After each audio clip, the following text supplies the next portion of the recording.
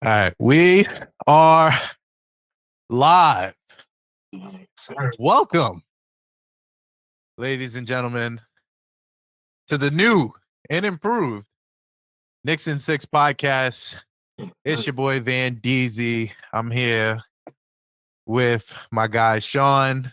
Yo, what's happening, Smooth family and Knicks Yes, In Six? indeed. Everybody out here. Shout out to y'all. If y'all wondering why y'all don't hear Breezy, it's because Breezy is out here trying to save the world. Being the change you want to see. Being the change he wants to see.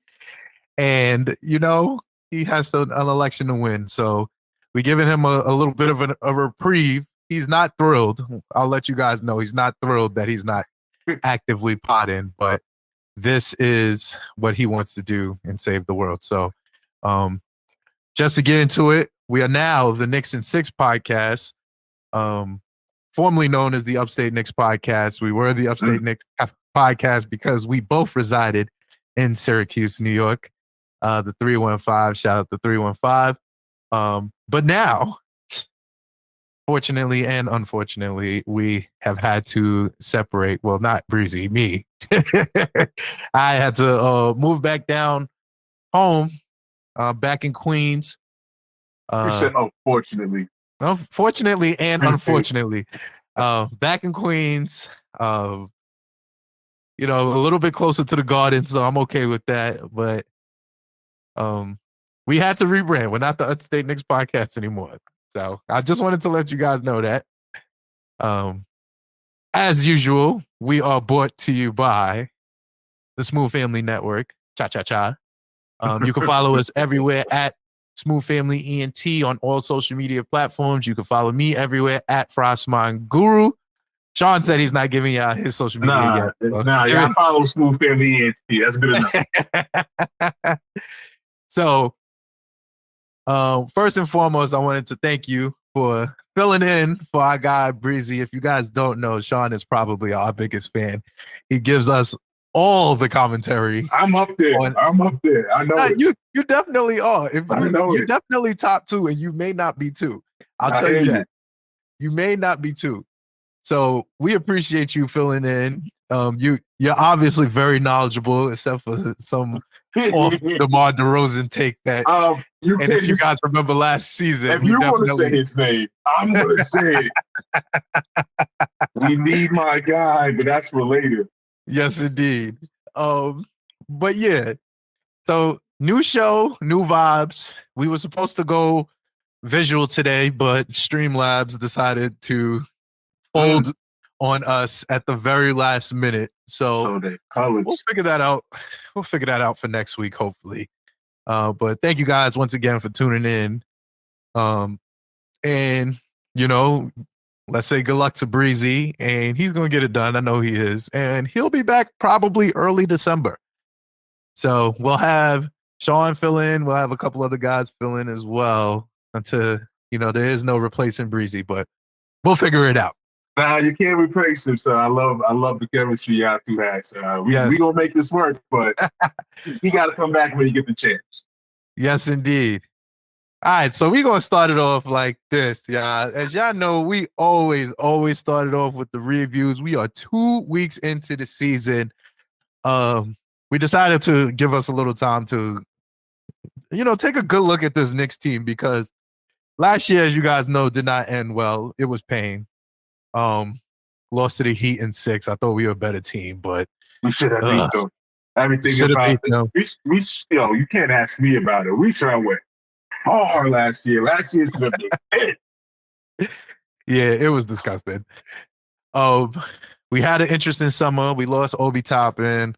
Not thrilled about it. Don't never forgot it. And once a Nick, always a Nick.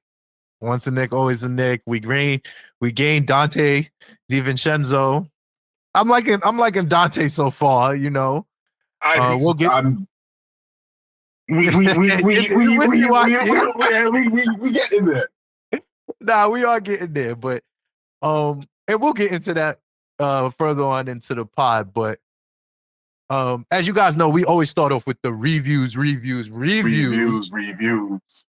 So we got 2 weeks of games to get through. We're gonna try to get through them as I would say as efficient as we can because I got some shit to talk about a couple of things. So we started the season off. Game one. Man. Frame one. Frame one. First frame one? Frame one, game one. Playing the damn Boston Celtics.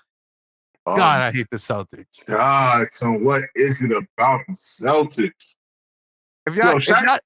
Shout out to the Celtics though, real quick for bringing the best of my boy IQ though. IQ don't like Boston the way I need a Knickerbocker not to like Boston. He definitely has no love for Boston whatsoever. My man put up 24, 6, and 4 on it.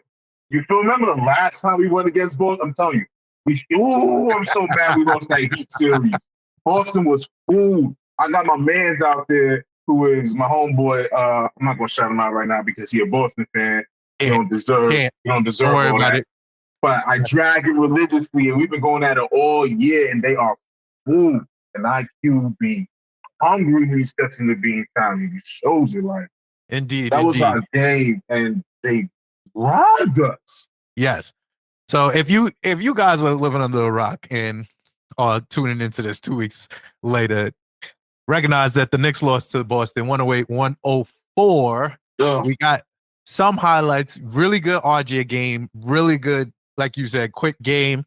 Very, very bad Jalen Brunson and Julius Randle game. Man, hey, talk about a pain cast. Oh Lord, man.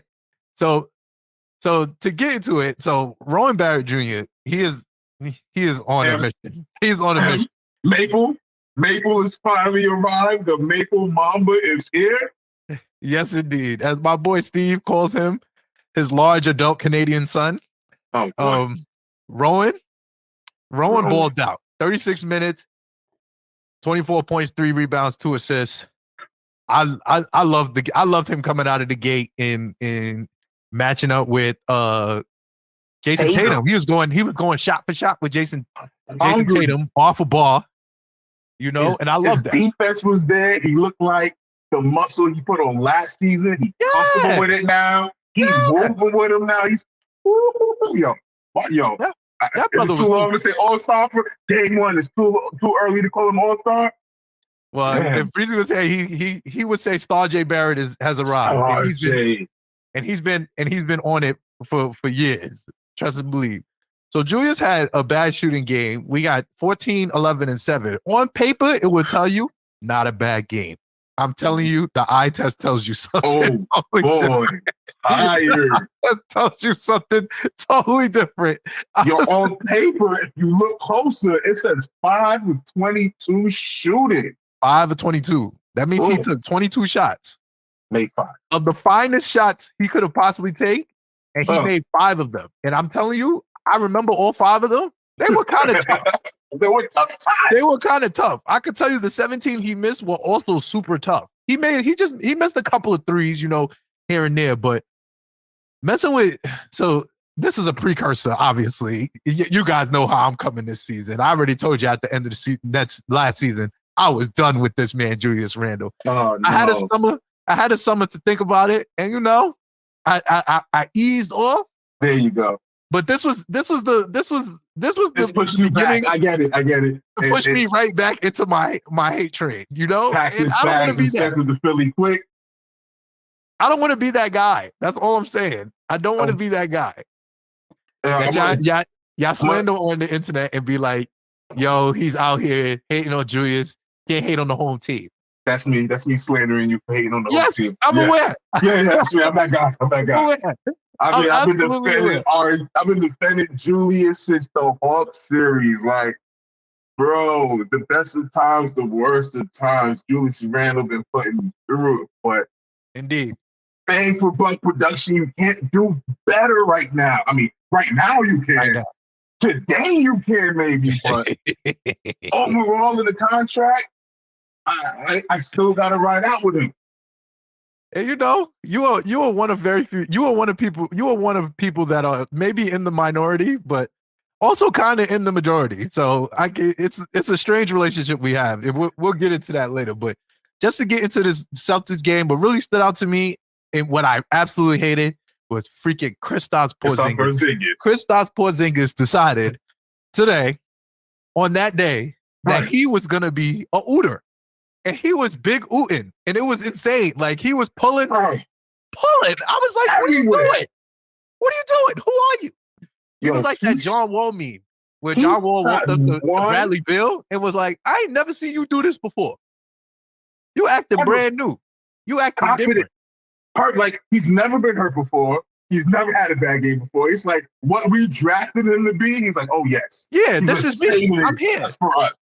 And let's be clear. We have cooked Porzingis in the Garden or Porzingis teams on multiple occasions. Like Trae Young. Yeah, same thing. We have always cooked Trae Young. And we'll get into him next. We'll get to him very soon. We have always cooked. They got this thing where they have a hype around the league, like they like monsters in the Garden, like they really and he actually lived up to something, regardless of the fact that Tatum had 34 and 11. Insane. And that's just regular Tatum. That's regular Tatum shit. Calm 34 and 11.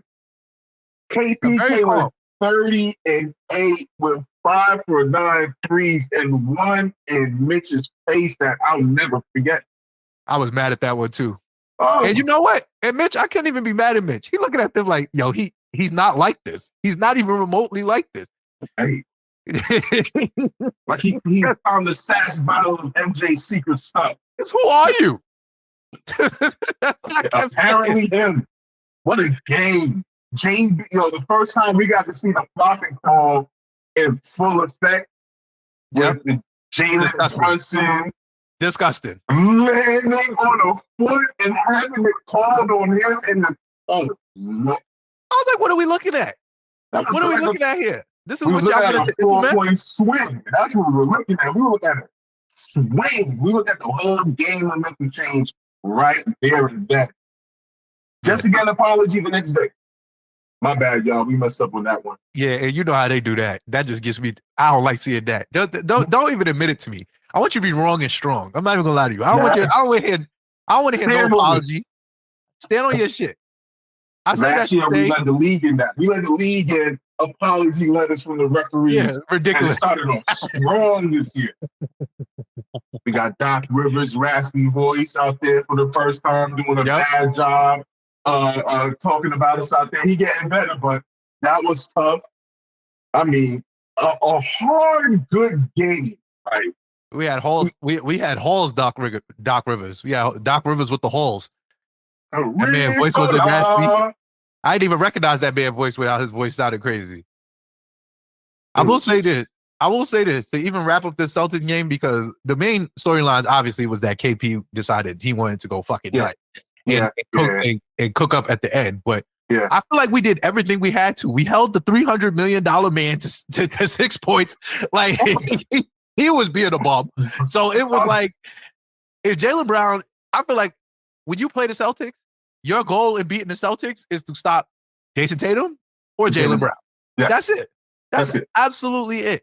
That's not to mention, they got freaking Drew Holiday. Like, yes. Like, they had a hell of a summer. Yeah, what a summer for the Celtics. They had Drew Holiday. Drew Holiday was clamping Julius. It was disgusting watching a freaking point guard clamp Julius. Yes. I don't even want to talk about that. Yes. Let's be honest. I'm gonna hold it. I'm gonna as the number one Julius Randle fan here on this podcast, I'm gonna say it because that was nasty work. That was him coming off with surgery, and listen, we'll ease him into it. That's what we used a couple of times today. It was nasty words. Call it what you want. It was nasty words. Drew was clapping up. Shout out to the fact that 3 of the guys on here, KP, Jalen, and who else?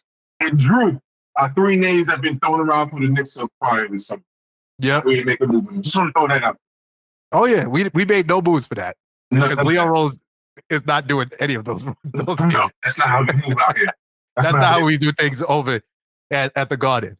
But yeah, that game sucked.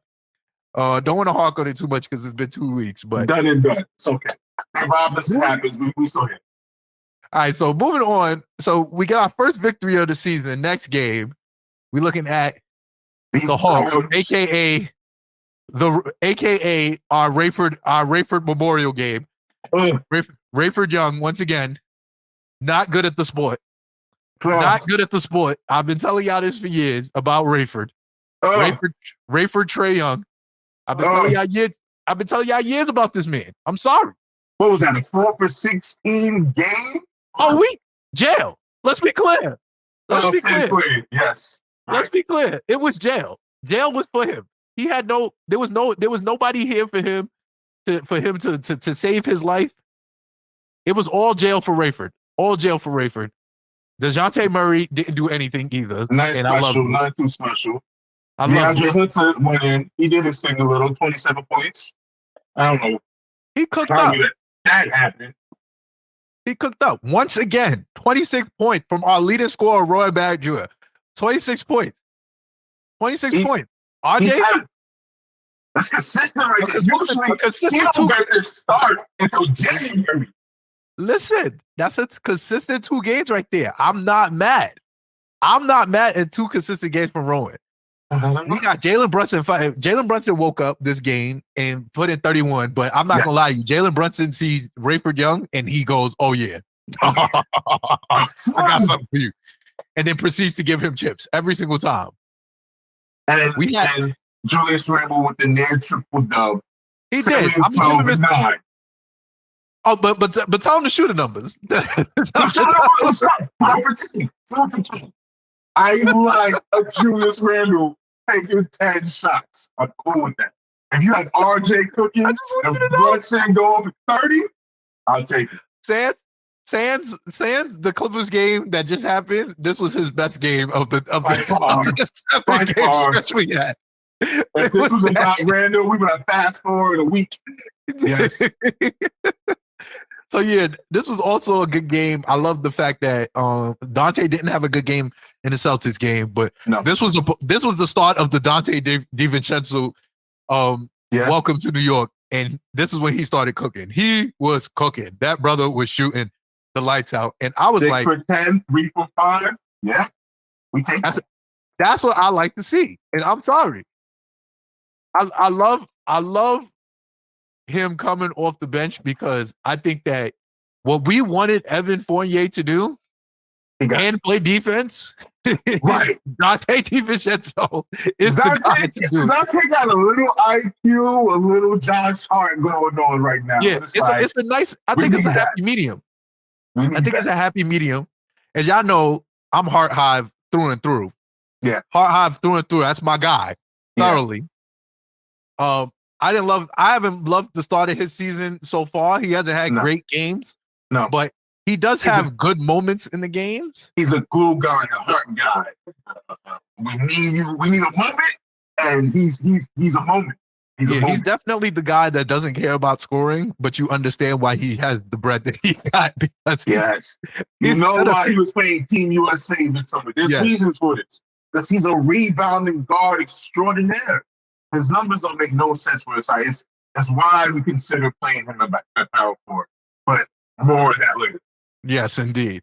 So yeah, like I said, we had Rayford Young in jail. He went 18 and 12, but that's a nasty 18 and 12. I'm gonna let y'all know that right now. If you ain't seen don't. We not stats guys over here. We don't rely on the stats. We watch the games. we watch the games. So. And there's still numbers there to tell you it was mid. 4 for 16. That's a tour date. That corny line they run around Julius Randle on tour. Yeah, that's what that looked like. 4 for 12. It was disgusting. They did say that Julius was going on tour. Yo, they killing me with the slander, man. They won't ease up. They're not going to stop until Julius Pride's on the front. Oh my God, they said Julius Randle. Julius Randle went on tour with them numbers. But yeah, we cooked the Hawks. We always cook the Hawks. Yeah. Besides the freaking Hawks series that we had where Rayford decided to be otherworldly, we have had a lovely record against the Hawks. I think Rayford has only beaten us. I think he's like 5-13 against us. And that's including the playoff wins. Yeah. So So I'm sorry to let y'all know, everybody that wanted the rivalry between us and the Hawks to happen, but I don't think it's that's not our rivalry. Our rivalry is that we have left that tier. Yeah. We're the Clutch is beneath us now. And this whole idea that Cavs is right there, I'm skipping games. Cavs ain't there either. We supposed to be battling. Not even remotely. And I agree with that wholeheartedly. Let's get to game 3 so we can get to the Cavs later. So we played young Zion Killiamson and the Pelicans. So this game this is the start of me getting tight, right? I want you to know this is, so I walked into the weekend. Yo, the Julius Hyde could walk away here. So I walked into the weekend. Feeling fairly confident. It's the second game of a back-to-back. I'm like, all right, cool. If we could squeak out of here, I don't believe in the Pelicans. I like Zion Williamson, but as y'all know, he is a very large human being, and large human beings, as we said on this podcast multiple times, should not be able to move that fast. And because he is capable of moving that fast, I got Zion good for 30 games every season. I'm sorry, 30 games. That's all he's good for. I don't wish that on him. But I just look at the facts and I go, yeah, 30 games. I don't see him being capable of doing that. It's like flying fridge. But every time you see Julius Randle, what is it about? Is it because it is like he is auditioning for his spot on the Knicks? But yeah, is this something they've been hearing their names tied together for too long? The interchangeable and dragging up. Well, they do say that Julius Randle is like a poor man mixture of Draymond and Zion. Like he has like an offensive game of Zion, but he has like the capability to be Draymond. Like he could pass really well if he ever decided that that's what he wanted to do. Right. But Julius Randle 10-12-4. 10-12-4 this game. Absolutely disgusting. We lost at 96-87. It didn't really feel that close. I'm not going to lie to you. It felt kind of gross the entire game. Brandon Ingram was cooking up. He went for 26. Zion went for 24. Like, it was just nasty work. Like, and let's be clear, nobody else really did nothing on the Pelicans. Like, you had CJ went 12. He had 12 points. He went 4 for 11. Yeah, Ingram had a game. He had 26. But that's it. That's it. It's Ingram and it's Zion. Valanciunas didn't cook up. Like, no. We absolutely should have won this game. This was the Mitchell Robinson welcome home game, and we sold my guy. Mitchell Robinson, 8 for 15. 8 points, 15 boards. He was out here cooking. Nobody hit nothing. It was insane. 15. Get out of here. And I would be remiss, and I'm a fair. I'd like to call myself a very fair person. Jalen Brunson also had a terrible game. It was disgusting. It's disgusting to watch your number 1 and your number 2 option have terrible games. Yeah. And like RJ didn't have the best game either, but RJ Barrett is good for 18 to 20 points, and he gave me 18 points. I'm okay with that. Yeah. I'm okay with Mitchell Robinson giving me 8 and 15. That's a great Mitch game. That's a great Mitch game. I'm glad you said great Mitch. That is a great Mitch stat line. 8, 15, and 2? Yeah. You can get, I'm letting you know right now, 8, 15, and 2 will get you $90 million in the NBA. Yeah, $90 million.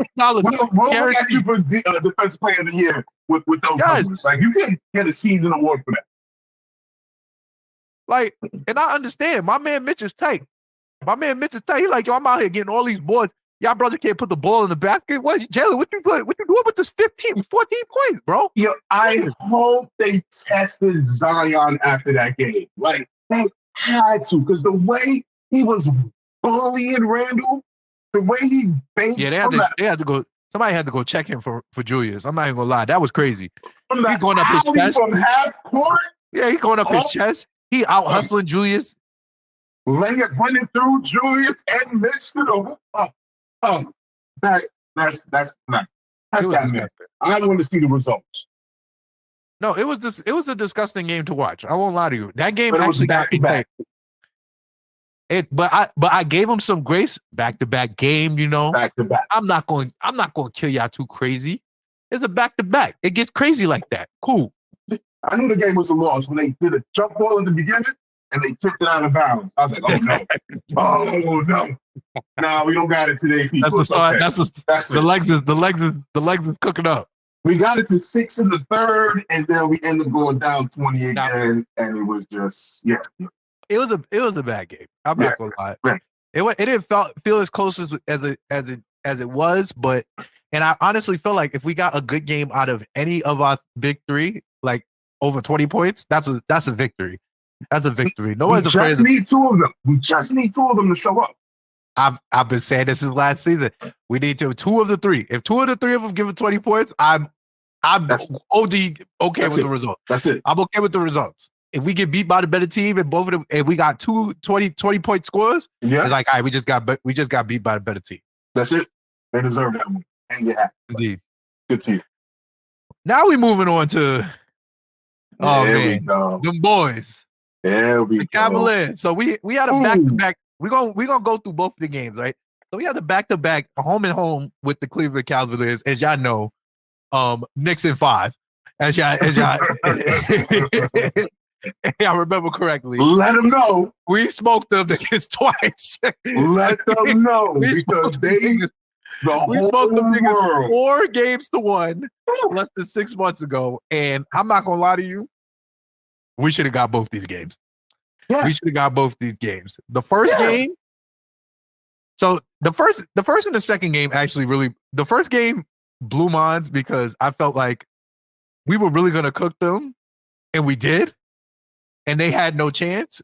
And I was like, so the second game, this is just we have to we gotta put them out of their misery now. Like, right. Like I really need them to understand that y'all not on our level. Like we really cooked y'all for 5 games. You're the Hawks territory. You're not so we're not supposed to be battling with y'all. We're not on the same level here. You're not my peer. Yeah, we trying to be up there with Philly. Like we're not trying to be down here with the Clevelands of the world. Right. So I say this to preface this. They had no Jared Allen. Jared Allen has no moves anyway, so I'm never really concerned. Means nothing. It means nothing. Evan Mobley, he told us all summer about how he wasn't going to get punked. We got 6 points and 12 rebounds from Evan Mobley. He did nothing. Night. He did absolutely nothing. Good night. He did absolutely nothing whatsoever. 8 and 7 for Mitch, but Mitch was cooking up. Let's be clear. That man he told that man Evan Mobley he was not him, and he proceeded to show him why he was not him, because he had him in jail. Him in jail. Mitch is having a year right now. It is sneaky. It is sneaky great. No, it is great. I'm not gonna lie. This Mitchell Robinson is the reason. I'll get to it later. Well, I am fully confident in our defense against anybody. Bro, we're crazy 8 and 7. Like 8 and 7 is like, ooh, wow. But the problem is 8 and 7 is different. Yeah. A bitch 8 and 7 is different because that brother's not even he don't got no place run from him. He don't even got no moves. He got no moves. No moves. So we'll talk about that later too. Yeah. So we had it was a good quick game, good Julius game. It wasn't a good Julius game, but it was once again 19 and 10. I'll take that. It wasn't a good game from any of our big 3. Honestly, we still won.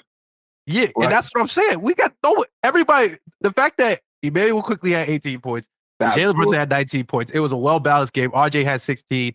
Julius had 19. Right. I felt like enough of the community to eat past these bums comfortably. But I mean, 5 for 14, 7 for 16, 5 for 13. Those are big 3. Those are horrible numbers. Terrible. Can't do nothing with that except beat the lowly Cavs like we did. Next game. This game got me tight. Julius Randle 6'4" and 6. What the hell is going on there? This game got me fucking tight. Not only was it at the Garden. Oh my God. Still with us at the Garden. Everybody showed up but Julius and RJ. The only reason why RJ showed up is because RJ is out with knee soreness. Started this game.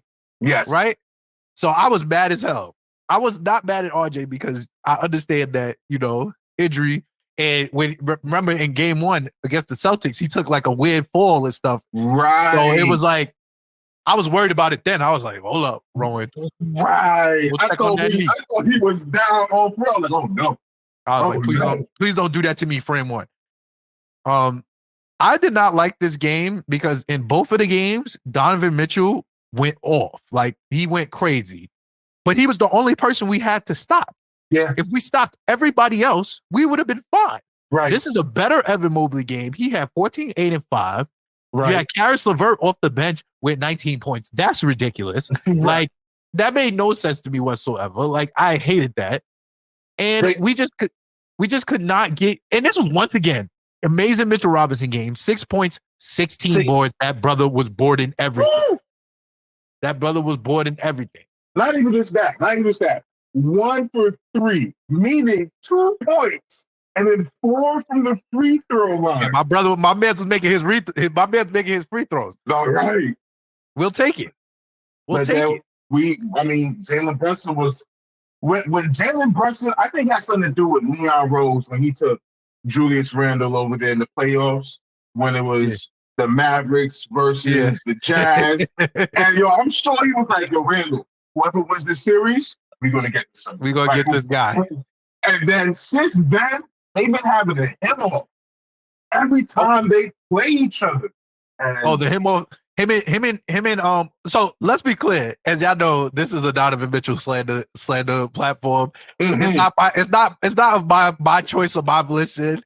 Breezy has claimed that, so we are not allowed to talk glowingly about Donovan Mitchell just because Leon Rose thought, because Knicks Twitter thought that we should have traded the Moon and the Stars for a low efficiency, high volume scorer. Okay. We see eye to eye on this. Yes, because we was not trading the farm for a low efficiency, high volume scorer. We're not, and Leon Rose is just not doing that. He don't care who it is. He don't care who it is. Honestly, he's just not doing that. No. So I was of the belief that we probably should have traded for Donovan because we need to get to the next level. I am now of that belief that was probably a good idea to hold. So I give Breezy his flowers on that. But once again, Donovan Mitchell's the only person you have to stop. Darius Garland wasn't there. So why the hell did we lose? It made no sense whatsoever, except for the fact that not only did I think Jalen Brunson shot terribly, even though he had 24 points. 8 for 23. 24 points on 23 shots. You can't get 24 points on 23 shots. That's nasty work. That's too many shots for the amount of points you was taking. That means that means you went on a nut a nut run. That's what that game was. For like 6 minutes when you decided not to pass the rock. And Jalen, you can't be doing that. And I know you're him because you're my guy thoroughly, but you cannot be having 23 shots. And Julius Randle, 6'4", bro. 15. 3 for 15. I'm telling you, I was watching that game like, oh my God, this brother is gonna miss every single shot. Every single shot he takes. I don't know. Please stop shooting. Please. How do you watch your team and watching them shoot the ball like, yo, don't shoot no more. Win. Please, I'm begging you. Win, but nobody shoot anymore, but still win. I'm begging you. Nobody in the 3 really. Randall 0 for 6, Brunson 0 for 2, Hart 1 for 5, Grimes 1 for 6. IQ this is definitely the game. No one can hit a 3 whatsoever. Yeah, nobody can. Dante 5 for 10 was our whole. That may be just his. Was he 5 for 10 from 3, or was he 5 for 10 from the floor? I think he was the only one that was showing up. Oh yeah, that was the game. That was the game that he really was the only one that showed up because we were selling. It was disgusting. But that's neither here nor there because I still think the Cavs is ass, and I still have no faith in anything they do. We're better than them. They're not getting nobody over there, and their star there now wants to come home here. They're nothing for us to talk anymore. Yeah, he's legitimately begging. Yes, he's legitimately begging. And their tickets are still probably $18. Yes, they are. Yeah, absolutely. I'll be listening, bro. I'm here. I'm here. They are definitely $7 on SeatGeek. $7. Meaning for the price of admission to the Garden, you can buy a plane ticket to Cleveland. Yes. A taxi to the stadium. I'm telling you, for under $80, you can watch LeBron James playing the Cavs. His sweat will hit you on courtside for the price of $80. Mess with the Cavs. We don't take the Cavs serious. They're an unserious team. But that's neither here nor there. We're moving on. Let's talk about the slander of the NBA against the Knicks to have us playing 5 games in 7-8 days. Disgusting. And play the 30 game against the Bucks. So just to preface this game, so if you guys didn't know, the NBA, Adam Silver got bored over the offseason and decided to implement this new NBA in-season tournament. I understand the reason why they decided to do it. I don't really care. Money, yes, obviously, because they're getting ready to go into TV negotiations next year, and they want to sell their shit to sponsors. And they're saying that, players don't really give a shit about the regular season. Like, that's just not something that they're into at all. They understand that there's a bigger prize. So, and this is Adam Silver's basically rebuttal to load management as a whole. Do you like the tourney? I don't hate the idea of the tourney. I don't love it being this early. I think they probably could have pushed it to like right before the All-Star break. Like this, I think there was a better way to do this. Honestly, I just think because if you look at like soccer and stuff like that, and football, especially overseas, like there's multiple championships that they play for, and they players still are like really into being like they want to play Champions League, UEFA League, and shit like that. Like, so I see what Adam Silver is trying to do. Like, it's like, bro, we got 82 games. We're not cutting 82 games. Are you crazy? Do you understand how much money we make? Like, no, we're not doing that at all. So we have to find a way to make these games more interesting because honestly and truly, unless you are a big sports fanatic that's going to watch all 82 of your team's games, like, same. You get what I'm saying? So, like, November, December, and January, those are like dog days. Like, the casual fan is not really getting into the NBA season until after the All-Star break. So, like a Yankee fan with baseball, we check in like, around August. Nobody's like 162 games. Did I watch 162 games of baseball? No, I'm gonna see y'all mid-August, right in the middle of the pennant race. That's what I'll see y'all. I'm not doing that, and that's like that's me as a casual baseball fan. Like, and I watch the Mets consistently, but it's like Yankee standing right here, bro. Like, this is how you do it. I'm not watching April baseball. Like, I'm not watching May baseball. Like, that's just not me. And I understand that that's how you get more people in the seats. That's how you get more advertising dollars and stuff like that. So I don't hate the idea. The players don't even know why they're doing it. Yeah, they don't know why they're doing it. They incentivize them with money, but we'll see. I think it'll catch on because just like how the player games, like there's a lot of pushback early on with the player games, and they are fire. I'm not even the player games are. They are fire. Like, where have you been all my life? If it wasn't for the play, the Heat wouldn't have. Come on, think about the playing that's already playing game, and they lost the first one. You feel me? Shout out to it. The playing is fire. I do not see this end season tournament come out, but I don't know. But I don't like it. I don't like how they did us dirty by putting us against the Bucks. Yeah, after all those games. So the way they did it is that they tried to do it like FIBA Cup format or like how like World Cup format where we got 30 teams, so it's 6 groups, 3 groups, 6 groups of 5, 6 groups of 5. And you play everybody in your group one time, and the points add up, and basically then you go to Las Vegas, and then you play in a single elimination tournament. Right. And that's cool.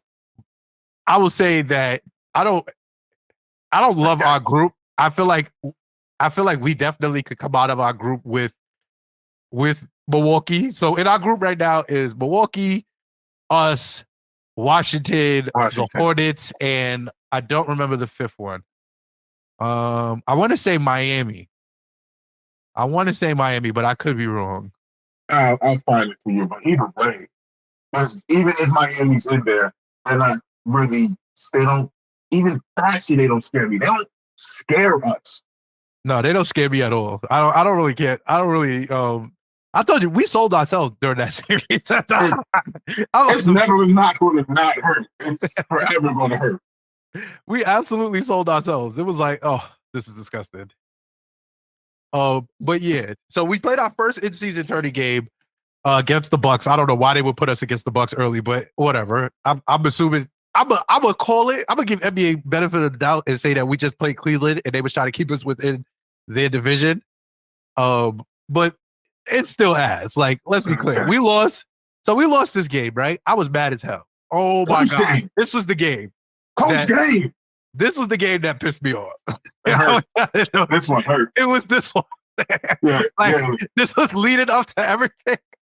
I was in my living room, mad as hell. Just walking around at the last 2 minutes. But we can get into it because, all right, so if y'all don't know, Damian Lillard is now a fucking Buck. All right? And shout out to the Heat fans that are crying or something. I told you that was impossible. Yeah, I told y'all. And coming from somebody that is a Damian Lillard pessimist to my core. To my core. That's what's up. I'm a Damian Lillard pessimist. Like when they was like, yo, Dame want to come to the Knicks, I was like, no. I don't know if I want Dame. I feel like Dave be doing. I feel like Dave is, first of all, I feel like he's great value Steph. That's just me. Me personally, I feel like he's a great value version of Steph. Like he's good. I'm never gonna say he's ass. He's not ass. Right. He's good. Like he's good. Right. I just don't want him. He's not worth the price of admission. It ain't for that. I've seen the show. The show. He comes up, he pulls from 40, and he had his dime game is not elite. No. You get what I'm saying? His drive game is not elite. It's good enough to get him. It's good enough to get him the good 2-pointers. His his mid-range game is good. His 3-point game is elite. I give him that. His defense is top notch. Yeah, his audacity is insane. Shots. It should be crazy. I'll be like, yo, what you doing? Right. But that's neither here nor there. He teamed up with Damian Lillard. Now he teamed up with Giannis, right? Let's be clear. I've been saying for years, the perfect co-star for Giannis Antetokounmpo is Steph Curry. Steph Curry. He needs somebody that not only works on the ball well, but off the ball well, so that both of them could go, and that is also a guard. Fair. Like Drew was good for him, and Drew was good for what he was. Right. But I think Steph Curry would have always been the ideal partner for Giannis. That's fair. Giannis is someone who has no moves, but destroys you off pure will. Right. Also Zion. Giannis is good. Like, you get what I'm saying? But he's not he's not beating you. But he's not cooking you. He's not crossing you over. Right. He's not fading away. He's not step back and go hit you with that one goofy ass spin move, and you're gonna get dumped on your grill. Like, that's how it works with Giannis, and I give it to him. That's all this to say this, right? This game blew minds for the simple fact that neither of these niggas was on. Oh, what a game. Giannis was not him tonight. Giannis was not good.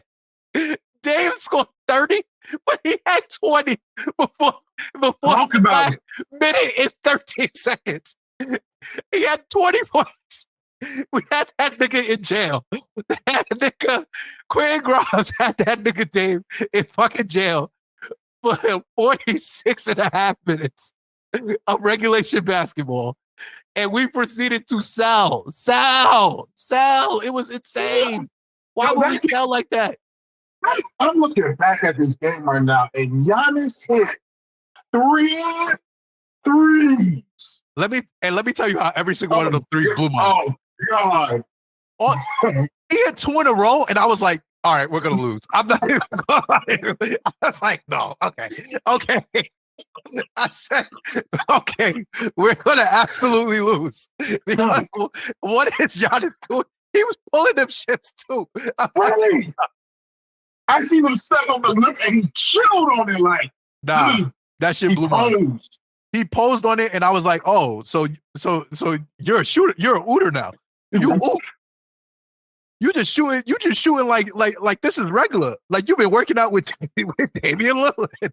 You've been working out with Damian Lillard." I'm looking at these stats right here. Yo, Giannis 22. He went 6 for 10. I'm telling you, that 6 for 10 was nasty because he hit 3 threes. Yeah, no. And not this, only this game isn't about either of them, really. No. They don't even matter until like the last minute. This game is about one man. And His one man name only. is Brook Lopez. Woo! Brook Lopez, and to a lesser extent, like Chris Mitty. Chris Mitty was also cooking up like on the low, but y'all know Chris Mitty is on a minutes restriction right now. Yes. But Brook Lopez. Yes. Brook Lopez. And 8 blocks. Marjon Beauchamp. So we have Brook Lopez, we have Marjon Beauchamp, and Jay Crowder. Jay Crowder, the Ooters. Let's be clear. The numbers shown on the graphic of MSG was telling me that they were not hitting 2-pointers. Like the paint was quiet for them. Mitch was having none of that shit. Hartenstein was having none of that shit in the paint. And they were just shooting. And they were making them. They were sensational. What we have? Giannis hit 3. Lopez hit 4. Brook Lopez hit contested too. By the time he hit the first one, Mitch was like, all right, bro, I got you. He's stepping out to him. He's stepping out. He's trying. This is what I'm telling you. This is the game right here. Buckets. They went 20 for 39 from the 3-point land. 20 for 39. They hit 23 pointers. We only hit 10 3-pointers. That is 30 points. 30-point swing on the 3-point lane. 5-point game. So for us the to numbers lose by 5. The numbers may lie and say they went crazy, but they didn't. They did not. They really didn't. The numbers don't even match. Like, I watched that game maybe like 1.5 times. I watched the condensed replay of it. I can't even tell you how they got all of those points. I promise you, I can't even tell you how Dame had 30. Legit. I cannot even tell you how Dame had 30. It didn't even make sense to me. It doesn't make sense. The last 5 minutes, sure, he had a big time 3 in clutch time. He scored 10 points. He scored 10 points in the last minute 15. He scored 10 points in the last minute 15. I'm telling you. Dame time was in the full effect. That was the headache. That's what happened. We were short RJ, and we should have won regardless. But I don't.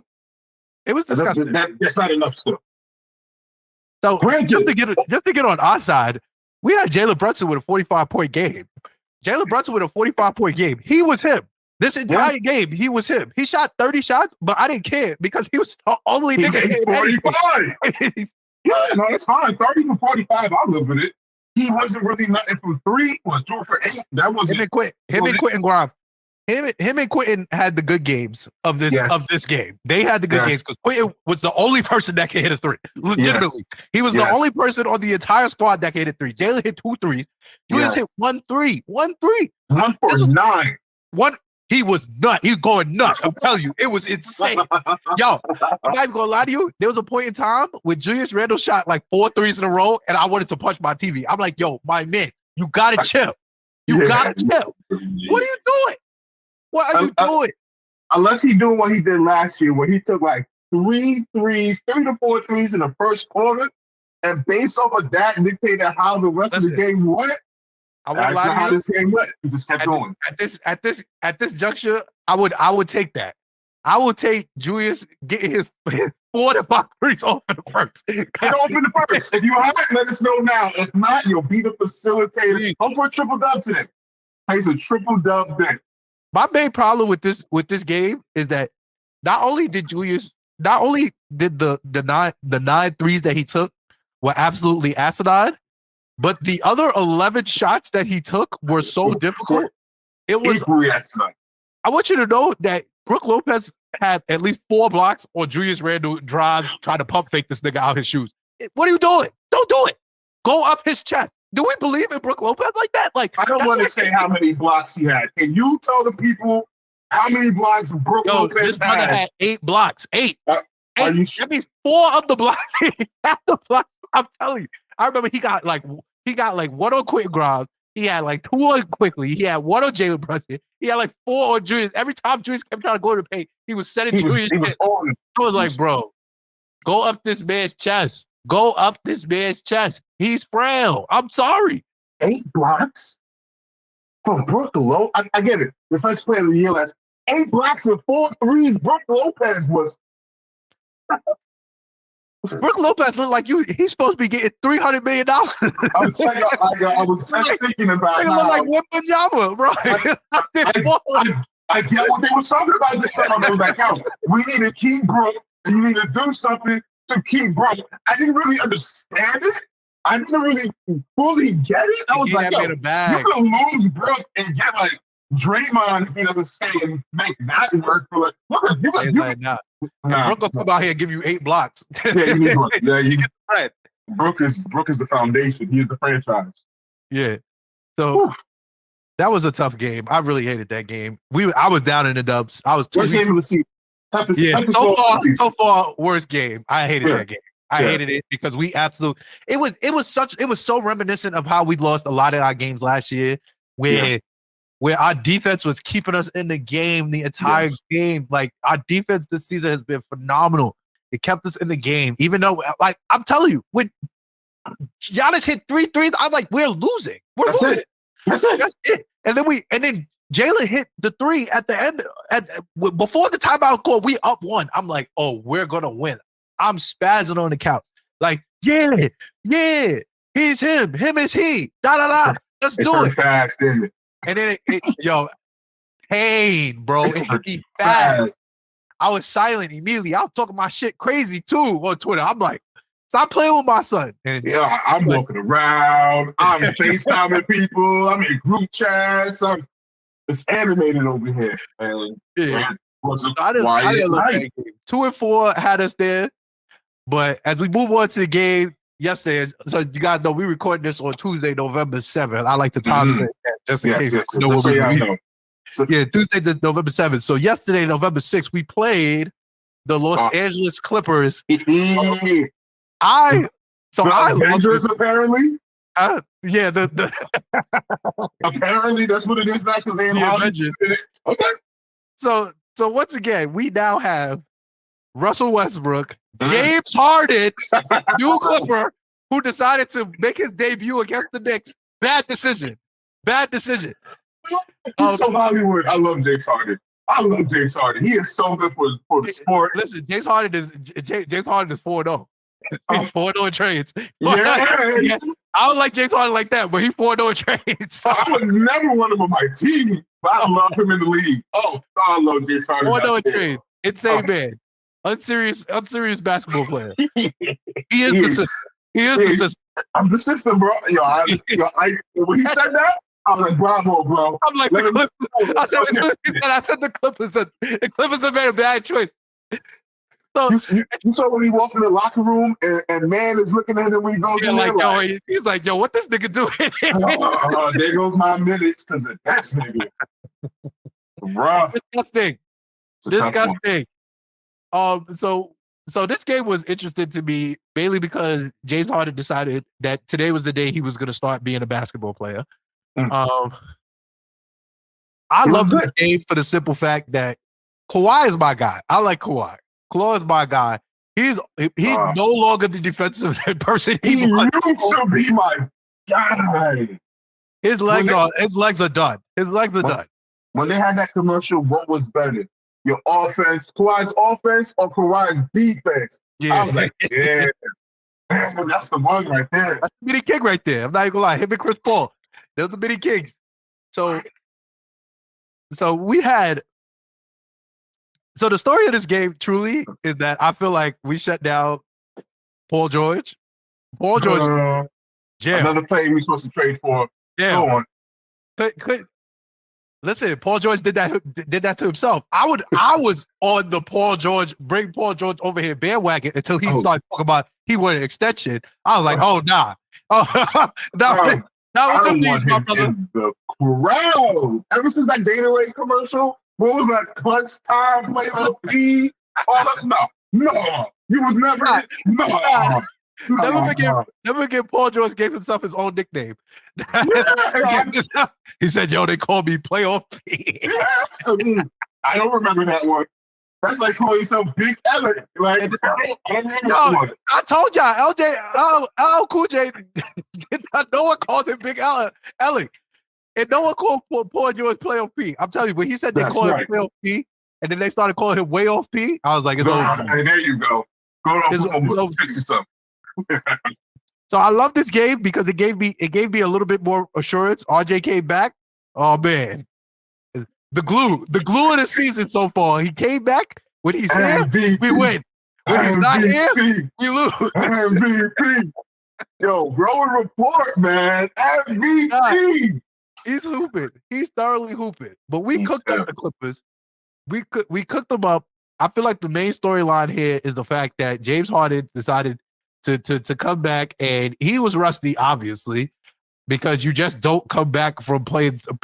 You just don't come back from playing the sport like this. Like you can't do summer barbecues all summer and then like, all right, I'm gonna go play the Rose Fest. No, it's a strip club. He's in a strip club all summer, bro.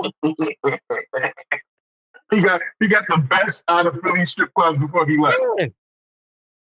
He's in a strip club all summer. I'm looking at checking out the restaurants and shit. Like I know this man is not. This man thought that we was gonna take him easy. So I'm gonna give Julius his flowers. This is his best game of the season. I was waiting for you to say it. Go ahead. And let's be clear. After Friday, the vitriol was here. The Garden was ready for him to fuck up. I'm gonna let you know that right now. The Garden was ready for him to fuck up, and he did it. So I'm gonna give him his props for that. And as I told Knicks Twitter in general, because they was like, "Yo, maybe instead of slandering Julius, we need to applaud him." I'm like, "No, Julius responds better to negativity. He loves the slander. Y'all keep forgetting that he thumbs down the crowd. He thumbs down the crowd. I stand by him on that. I'm sorry. He thumbs down the crowd. And then he told him to shut the hell up after the game in the press conference. No, I stood on that one. We came back and won that game. Like, hey, stop booing in the Garden. So come on, man. That's cool.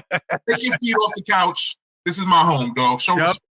Don't be bringing no brown paper bags in here. No, I'll tell you, I didn't really care. I didn't really care that he did it. I was like, I didn't really care that he did it.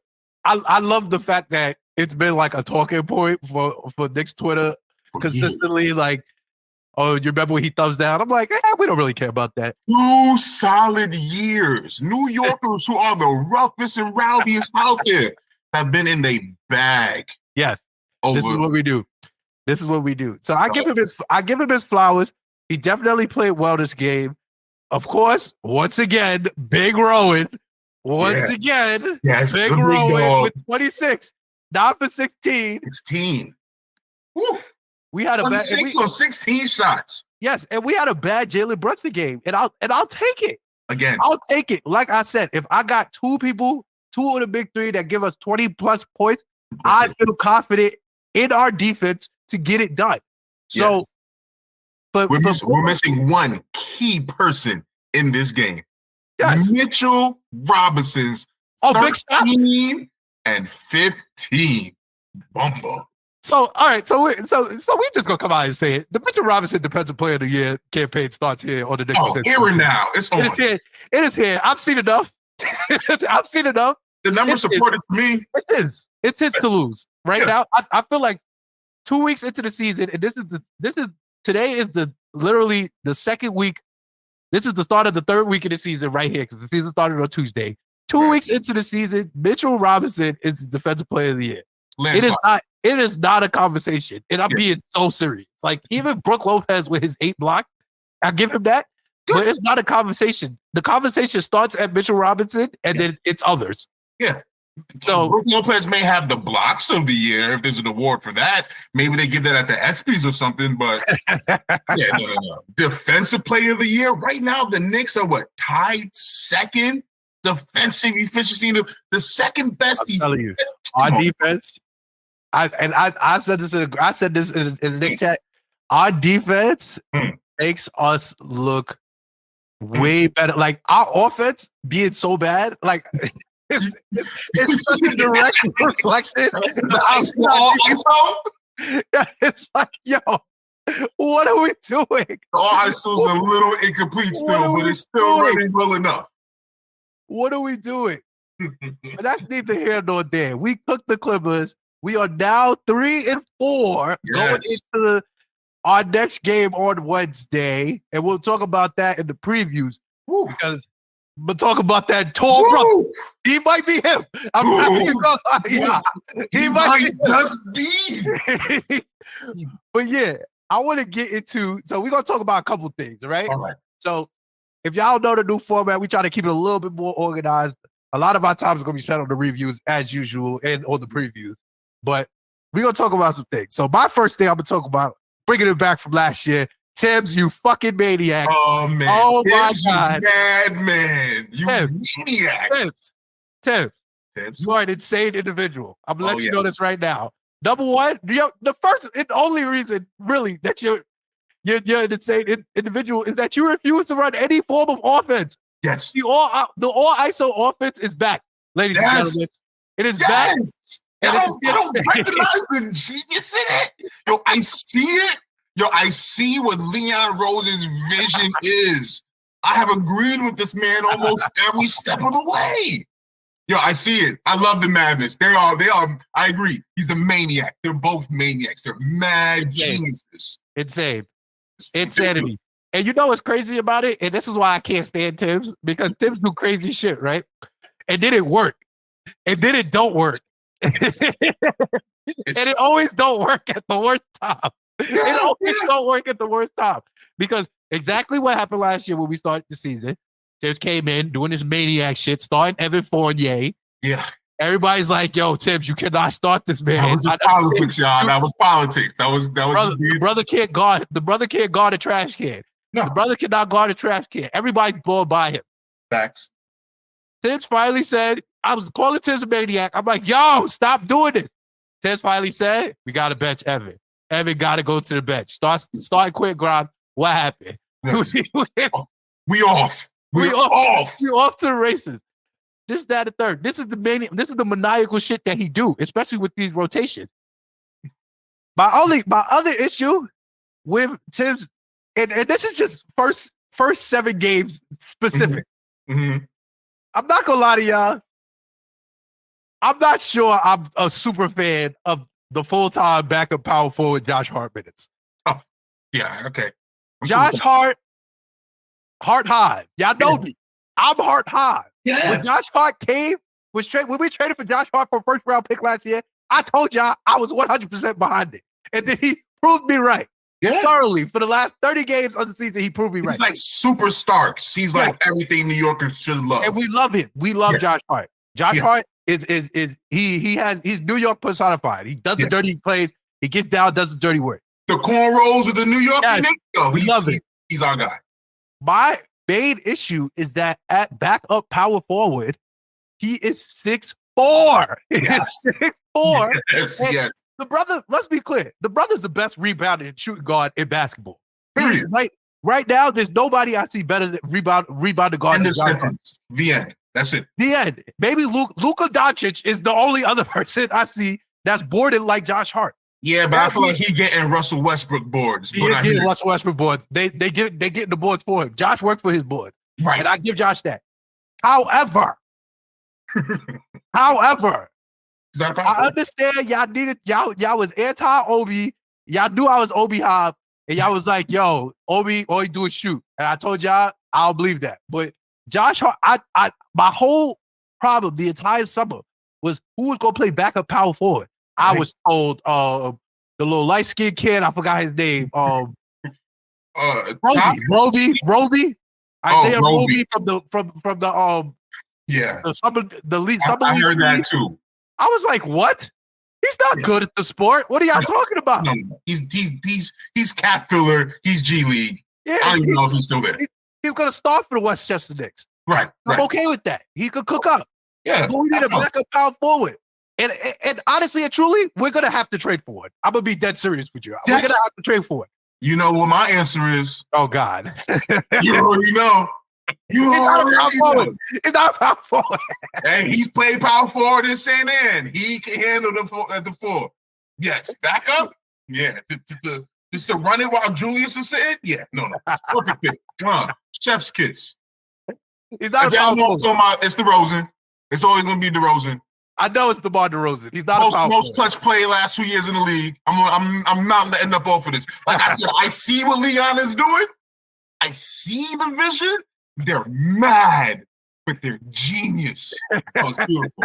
The all ISO that you hate so much. It's how you work with a coach that's only great on one side of the ball. So let's be clear. I agree with that. Yes. I agree that there is no other offense to run for Tom Thibodeau than the offense. That's right. At this point, I feel like once we lost Mike Woodson, there was no sense in running anything but the all ISO offense. And Mike Woodson, I miss you. I'm gonna be clear. I miss you deep. I miss you, guy. You the one. Two of our three most successful years in the past 10 years, Mike Woodson has been on our. Absolutely, yes. Let them know that Woodson has been getting a bad deal out here. I'm always gonna have love for Mike Woodson. Always. But the all ISO offense, let's be clear. Jalen Brunson is all ISO offense. Like he learned from Luka, and Luka is also running an all ISO offense. Yes. Okay. Yes. So I don't have a problem with it.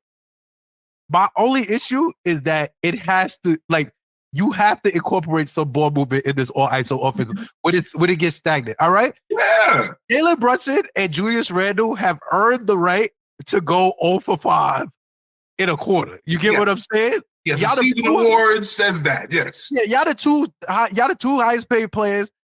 Julius is third team All NBA, and Jalen Brunson is him. Yeah. So if you decide you want to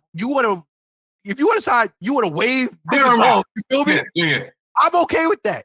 My issue is that I need Tibbs to be like, bro, all right, let's get the ball movement. And let's be clear, Kobe is smart about this. God rest his soul. Kobe used to let the ball, make a circulation. Him and AI used to let the ball make a circulation. Let everybody touch it, feel all right.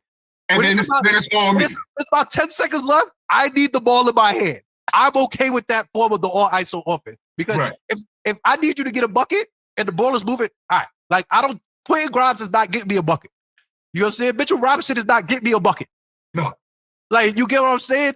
No. The three niggas I need to get me a bucket. That's who I need the ball in the hand with 10 seconds left. I'm okay with that. Yeah.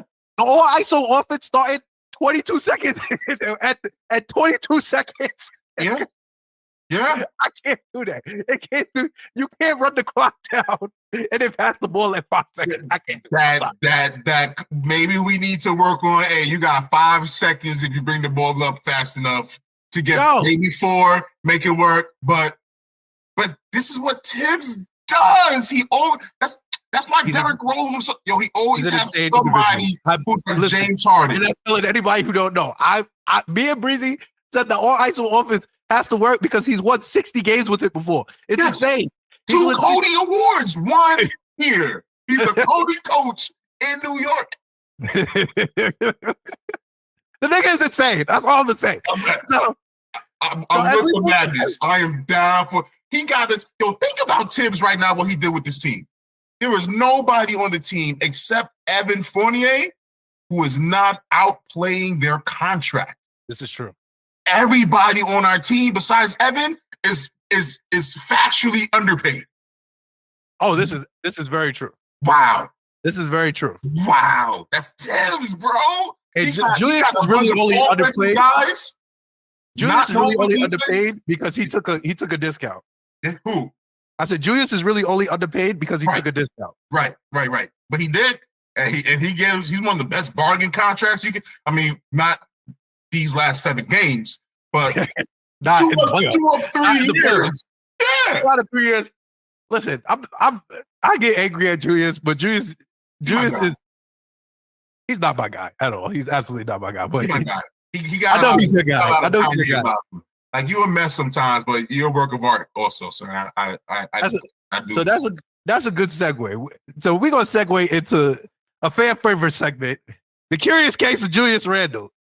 We started off last year's inaugural podcast with the same segment last year. 1 year ago, we getting right back into it. The curious case of Julius Randle. So as we know, Julius Randle, as I told y'all last year, is not some mid. He's not mid at all. No. He's actually a good basketball player. Yes. pretty good at the sport. Yes. Julius Randle be having mid thoughts that be blowing minds. Facts. So let's get into it. So we've had a bad start all around to the season. He's had some games where he's had near triple doubles, but he's had very bad shooting all year so far. It's been 2 weeks. I haven't liked any shooting game from him besides yesterday's game. There hasn't been a 50% shooting game yet, and that's not one. That's just field goal period. Not one. Yeah. He's I know he's a low efficiency, high volume scorer. I'm aware of that. We have 3 of them. Have 3. It's common in the league. Yeah. But yeah. Oh yeah. Everybody has at least 1. Right. Some people have 2. We have 3. Yes. We really have 4. If you really want to get into it, if you really want to get into Emmanuel quickly as well. I'm gonna say quickly. Okay. We really got 4. I'm talking about low efficiency, high volume. Like they could give you 40. Yes. If you sleep, you could absolutely get 40. You got too many guys on there that could turn around and give you 40. Yes. And Dante may be on the way because he looked like he got something to him. Yes. Yeah. So my main issue with Julius Randle, and it has been my issue 4 years with Julius Randle. We've had 5. I think this is year 5, Julius Randle. We've had 2 good years. It's either year 4, year 5. We've had 2 good years.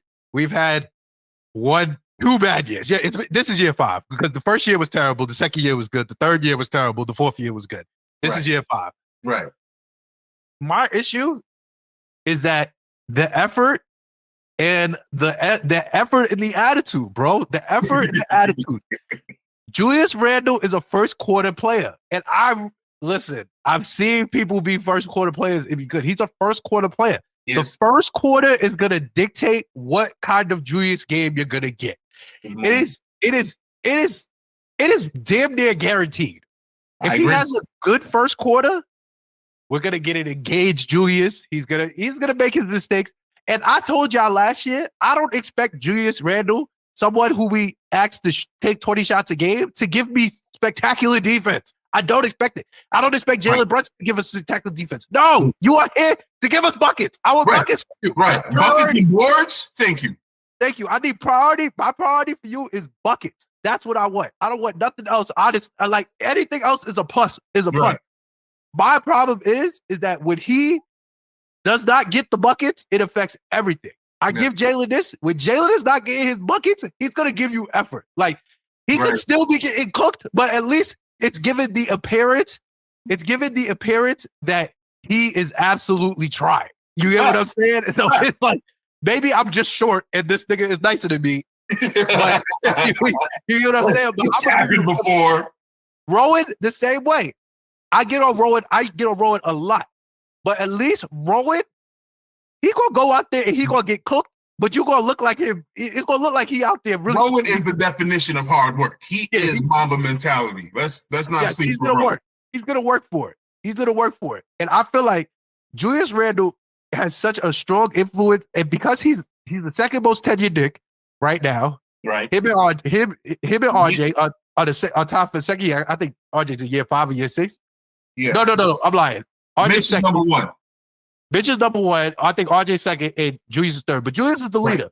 You're a part of the leadership contingency on this team. Right. If you're a part of the leadership contingency on this team, like you have to understand that your mood is going to affect the team. It's always going to affect the team because now, if you're a booty boy, and we're gonna get into the booty boys because he's a booty boy. Him and his partner. You feel me? If you're a booty boy and you're the leader of the team, it's automatically going to affect everybody else on the team. Like it is. I agree. When he didn't get back on defense for that Celtics game, I mean, not the Celtics game, the Bucks game at the end because he was mad. Clip is everywhere, ain't it? But if you break down that clip, right, he's really mad at Jalen Brunson. He's really mad at Jalen because Jalen rejected the screen and took the shot for himself. Right. Because if you watch the play that happened like 2 plays before Jalen took the 3, it's the same play. Legit. Mitch is setting a down screen for Julius to pop up, go to the middle, and take who is his man? Brook in his chest and go up on him. And he did it already. He scored the play before. And Jalen rejected the screen. So he's mad at Jalen. So you're not gonna get back on defense, my guy. You're not gonna give that for defense because now it looks crazy. Now it looks crazy. You know the optics already of being a star in New York. We see everything. We overanalyze everything. Like this is what Knicks fans do. That's what happens when you shake the hand of Kobe. That's what happens when you play with Kobe. You may walk around feel a little more entitled than you should be.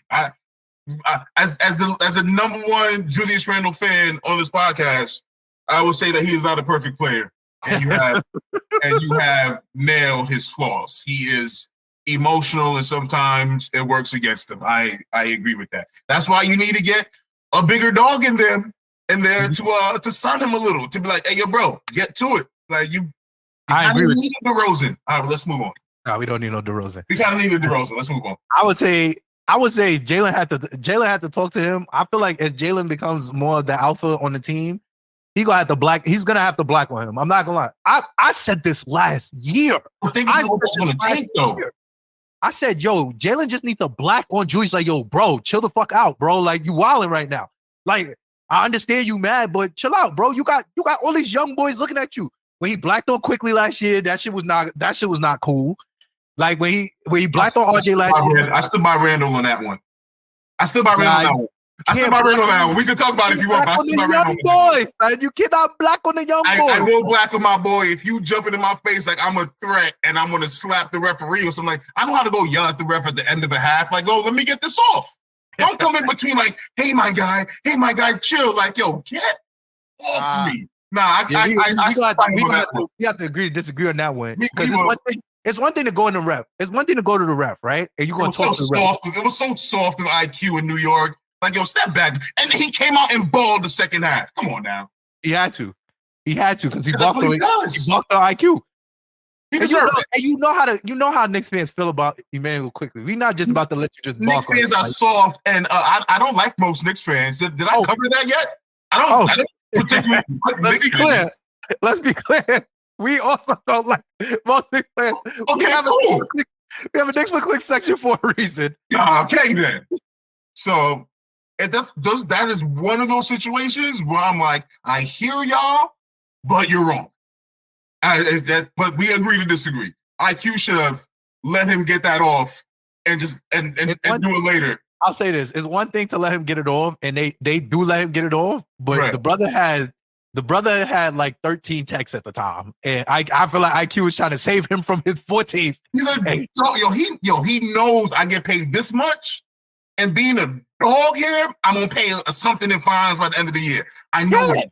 This is my role. So Draymond put wants the text sometimes. You don't see that? You don't see him asking for the text sometimes? Like. Come on, I will give Julius this. This year, he hasn't been seeking the text, and I'll give him that. Even though he's been playing terrible. I will also say this. I'm gonna give him some grace. I know that ankle is bothering him. Right. I know that ankle is bothering him. Because I said in the chat, I said, I'm sorry, but Julius Randle is not this terrible. Like, he's not this terrible. I'm sorry. And this is for somebody that is of extreme Julius pessimist. He's not this ass. Like, right. I'm like, he's not this ass. I'm sorry. Like, I'm looking at he's a bit ass. He's a little assy. He can be ass. Oh, he can be ass. And I really don't think he's bad. I don't think he's a bad basketball player. I just think that he's bugged. Like, I think he be doing bug shit. Like, I'm like, bro, you gotta chill. You gotta chill. I understand you went to the school of Kobe. I've accepted that you're a bad shot maker. Like, I've accepted that. Yeah. I just need the ball to move around a little bit. Or I need you to at least get the energy going. Like I told you, if you take 20 shots, 5 of 20 is a bad shooting game, but at the end of the day, you're the second best option on our team.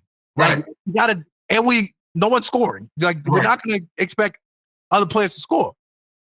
So that's my take on Julius. I'm not gonna kill him. I'm not gonna call for him to be traded. Nah. Like most of the Knicks contingency. Like most of the Knicks for clicks. With the worst trade offers I've ever heard in my entire life. Terrible. I say that's my Knicks for clicks for later. Terrible. But I will say Julius is not this ass, but he's playing this ass, and I need him to stop. Because I think yesterday he snapped out of it. That was the vitriol I have for the 7 game stretch he just played is reserved for like February. I don't even got time to do that in November. Like, what are we doing? Like, he's not this bad. I'm sorry. At least you need 11 games as Evan Fournier and Tibbs. I mean, 7 soon. I need at least 20 games to be like, all right, Julius, you're fucking up. Like, I'm not gonna kill him for 7 games. And he just had a good game. Y'all know Julius is up and down. Y'all know Julius is up and down. 12 games is fair to me. 12 is plenty. That's like a whole month on the calendar. Like, that's plenty to me. And let's be clear, he played well last year. Like, he did.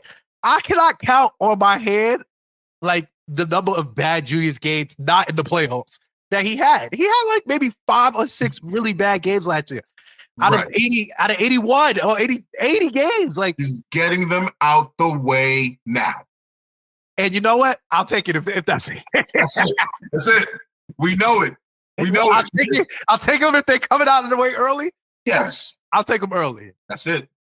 All right. So moving on, I want to get into what we call the Nova Bockers. We're going to get into this. Every week, we're going to talk about how Jalen's doing, how Dante's doing, and how Josh is doing. Maybe how Ryan's doing if he ever gets any play, but he won't. So, Jalen, slow start this season. Bad start. It's a bad start. I don't love the fact that he played USA basketball. Some people say that helps. I don't believe that at all. I don't like it at all. I don't believe that at all. I think that he'd have been best reserved chilling. Go spend the summer with AI, learning new crossovers. Yeah, like go to camp. And I think that contributed to his slow start. Not to mention USA basketball absolutely sold. Like it came in fourth place. So now it feels like you went over there for no reason. Right. So I'm annoyed about that. I'm annoyed about that. But as y'all know, Jalen is him. I have no doubt that he's gonna get his shit together. Like, is he untradeable to you? Yes. I just want to hear absolutely. RJ untradeable? RJ became untradeable to me specifically after the playoffs. Like before the playoffs, RJ was I was like, we gotta get RJ. I stand on the precipice that it's Rowan or Julius. Right. Like it's Rowan or Julius. I don't think that they coexist well enough together to like it's hard. Like it's very rare. Like the game yesterday, it's very rare you get a good Julius and a good RJ game. It's usually like a good Julius and a good Jalen game, or a good Jalen, a good RJ game. You might get a good Quentin game in there and RJ. Like you don't really get them because they're so similar. Like RJ is just a shorter version of Julius, in my opinion. Right. With slash left. With a little lefty slasher. Jumpers, lefty slasher that got a little jump, got a little Jimmy if you leave him open. Right. But they're not stepping into the paint with the Jimmy. They rather shoot it from 3. Yeah, they're not really Kobe. That's what I'm saying. Like they're not really, because Kobe, people forget Kobe was pulled king. But he was also gonna post you up and mid you to death. Like they don't do that. Both of them don't do that enough for me. But getting back to it, like Jalen, I think he's gonna round into form. I think he needs a couple weeks. I think he needs a couple weeks. That USA shit, God, I did not want that to happen. I wish we had like a good, calm, easy stretch right now, so we could just rest them for 2-3 games. Like, hey, yo, chill out, bro. You get banged up a lot. You on the floor all day. You get knocked around here and there. You're the little guy. You don't play like the little guy, but you getting banged and bruised all up and down this court. Like, if we could just rest him just a little bit so we could come back a little fresh the way RJ looked yesterday, I feel like it would do wonders for him. Yeah. So that's needs to nail it down. I'm fully confident Jalen will be fine. Joshy, we not like Josh is doing a lot of the things on the court that is just not reflected by the box score. But even still, like he's diving on the ball, getting the boards. We asked him to play backup power forward. We asked him to do a lot of different things. He started when RJ was out at the 3. Right. So he's gonna be our Swiss Army knife. He's gonna be our utility guy. So, but I still need a little bit more offense from my guy. Like the Josh Hart special, which is fast break. I'm going straight to the paint, and I'm gonna beeline to the paint and make the layup. I need that at least 4 to 5 times a game. I need 3 of those a game minimum. I need at least 4 or 5 times where he makes the decision. Like, I feel like Josh, I'm like, Josh, we paid you $80 million. You can do whatever you want. Like, if you decide, yo, I'm beeline into the paint. I've seen that enough times to know that that's a good shot. I trust you. That's a good shot because no one is down there. I don't care what you do. You'll stop. You'll pass it off if anything. You got this. Yeah. And he makes good decisions with the rock. So it's like, I'm okay with his decision making, especially as like a secondary playmaker, especially on the fast break. I think that he's really good there. His three is a little shaky right now. A little shaky. He came too hot last year. That's why we comparing it to the amazing start he had. And that's real. And that's real. And that's why I'm trying to keep these into perspective. It's like, all right, Josh Hart, he's not really that good of a 3-point shooter, but he is good on the boards. He's a good decision maker. He's a gamer. He's gonna do all the things that he do. So I said Josh Hart is doing Josh Hart things. Right. And I'm content with that. I just need a little bit more offense from my guy. It'll be nice. A little bit more offense from my guy. It would be nice. We lost to a lot of teams here for 5-6 points without RJ. With RJ, we win those. Yeah. With a little bit of more from Hart, we win those. Yes. All of this together, it would be nice. So that leads me to Mr. Devo, Dante, white boy with a black name, the Italian king, our Italian king, Dante DiVincenzo. That brother is good. I'm sorry. I didn't even know he was like until game 2, I wanted him gone. And then I was like, oh, I was wrong. My bad. I jumped the gun too soon. Oh, yeah, Dante is good at this point. Thank you. Yeah. So I'm gonna tell you why I really like Dante. Dante played like he definitely should be starting. And to be honest, he's probably gonna end up starting over Quentin if he plays better defense. Like Quentin's hold on the starting lineup is the simple fact that they have to put him on the best defender. The best offensive player, because they have 3 people on the court that need to focus on offense. Right. So that's the only argument I got over Quentin starting over Dante right now, because from the 7 games I've seen Dante DiVincenzo is good at the point. Yeah. And once RJ comes back again, give him 10 games of his two-way dominance going, and we'll need Grimes out there less. Yeah. And I think Grimes is interchangeable anyway. I think I know. I feel like interchangeable is DeRozan. If he play off the bench, he's gonna still do the same thing. He's gonna give you good defense. He's gonna play and he's gonna shoot the basketball. Right. Dante though is the perfect spark. He's like the best spark plug I've seen since Josh Hart off the bench, and I love his energy. I love the fact that if everybody's not going, he's not afraid to just, all right, this is what I'm doing. I love the fact that he tried to dunk on Brook Lopez like crazy, and I was like, oh, okay, you got some audacity, yes. You got some sauce in you. I like that. I think he's the perfect benchmark plug. I think that, like I said, I think eventually he might take Quentin's spot. I agree. And I'm Quentin Grimes' biggest fan, like thoroughly. Yeah, I'm Sam Quentin Penitentiary. No, it sticks. I like it. Yeah, no, Sam Quentin Penitentiary is live and direct. Let's be clear. Give you Lillard. Do better. Let's be clear. It's valid. And we could pull him up, be like, yo, we got a tough matchup at guard tonight. Yeah. We need you an extended time, Quentin. If Tibbs was not a fucking maniac, he would just be interchanging them. Like legit. Like, yo, if we play a guard, the guard is the scorer of this game, right? You start. But if the biggest the scorer, we need shooting, start Dante. Give him the 10-11 games. He's about to make the change to Dante. Can't you feel it? I feel it. I felt it before the Bucks game, and then Quentin had 17 points. He was pulling everything, and I was oh, Quentin must feel it too. That's exactly what I said. Right. I said Quentin must feel it too. He like, all right, I better start hooping up. And he did, and he needs to keep that pressure and feel that more often because it's coming. If Dante plays like what Tibbs was trying to turn Obi into, and trying to turn Grimes into, like Dante is just that. Yeah, I think the difference between Dante and Quentin is just Dante is not like Dante is a champion. He's won a chip already, so it's not like he doesn't understand what it takes. He played next to Giannis, so he understand that completely went over my head. He played. He got a chip with Giannis. Oh damn! Yeah, he got pedigree. Oh yeah.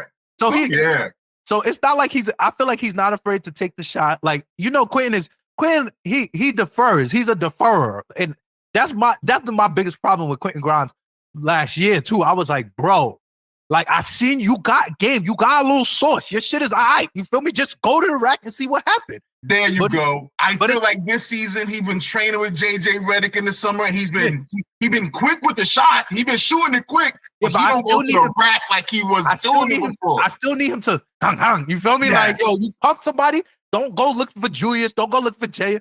Pump that nigga out his sneakers and go to the rack. Right. Like, that's what I need you to do. Right. Dante, he's doing that. He's like, oh, he's looking off Jalen. He's like, Jalen, that's my guy. That's my brother. He'll be all right. I got this, bro. So I love Dante. I'm not gonna lie. I might be starting up the Dante Hive. Every game he grew on me fast. After the first game, I was nervous the first game, but I gave it to him. It's the first game in the Garden. You got preseason was stressing me. I'm like, I haven't seen anything yet. I like what? I want Obi back, and I'm not the biggest Obi High fan. I like Obi, but I didn't love Obi, so I was cool with switch. And let me rephrase that, because I love Obi, but I'm not like, he's not untouchable to me. I can love him from afar. You know what I mean? Indeed. And I'm like, Dante, yes, you're a natural shooter. No more Obi, because Obi looked lost on defense all the time to me. Yeah. And he looked crazy shooting threes when he was so big and athletic. And it was a crazy look. I won't lie. Your man Tibbs had that man being a shooter, and that brother got like a 9-inch vertical. he should be jumping over the That's exactly what he should be doing. Yeah. But yeah, that's it for the Nova Bakas. My guys got me. It is time, though. It is time. Oh boy. For the Rowan Report. Guru Edition. The Rowan Report. All right, so I am not RJ Barrett's #1 fan. That is reserved to our good friend Mo Breezy. Breezy. As you know, he's been a fan of him since I believe he says the U18 days for Canada. Mm-hmm. He saw him and he said that brother is him. Yes. I am a big fan of Rowan Barrett. I've been critiqued.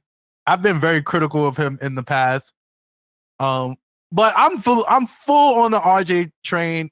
And after the playoffs of 2023, I saw enough. I was like, oh, he has the drive that I need.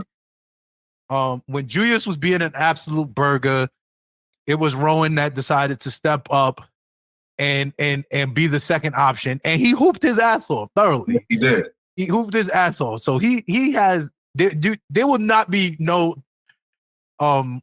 flagrant Rowan slander from me moving forward. I'm gonna try to recap this the best way I can. A la Breezy. So we've had a great 2 weeks of Rowan. He's the leading scorer on the team. And that's with a 45 piece from Jalen and a 31 piece from Jalen coming within these 2 weeks. Julius, once again, being an absolute burger over the past 2 weeks. That's it. He has been the one consistent factor. And if you know RJ, consistency is kind of his thing, good and bad. Because as Breezy always says, RJ has never seen a shot he doesn't like. That is good and that is bad. And the brother is on fire. He is on fire. Every time I see him shoot, it looks like it's good. It looks like he went in the gym this summer. He worked on his form. It looks like what USA basketball didn't do for Jalen Brunson and Josh Hart, Canada basketball did for Rowan, playing with Shea Gilgeous, playing with the Canadian team. Like, that did wonders for his confidence. He was the second option on the Canadian team as well. Right. So I can only say, I say that to say, I think Rowan wants the second option spot from Julius Randle. I don't think he's gonna get it. I think he's snatching it from him. I don't think he's gonna get it immediately in terms of like Tibbs hierarchy. You get what I'm saying? Like, right. A lot of Rowan's points right now are coming within the flow of the offense. He's attacking. He's making quick decisions. He's not thinking. I love it. Everything about it. He's just doing. It's what I want Julius to do. I think Julius is at his best when he's not thinking. I think RJ is at his best where he's not thinking and he just reacted.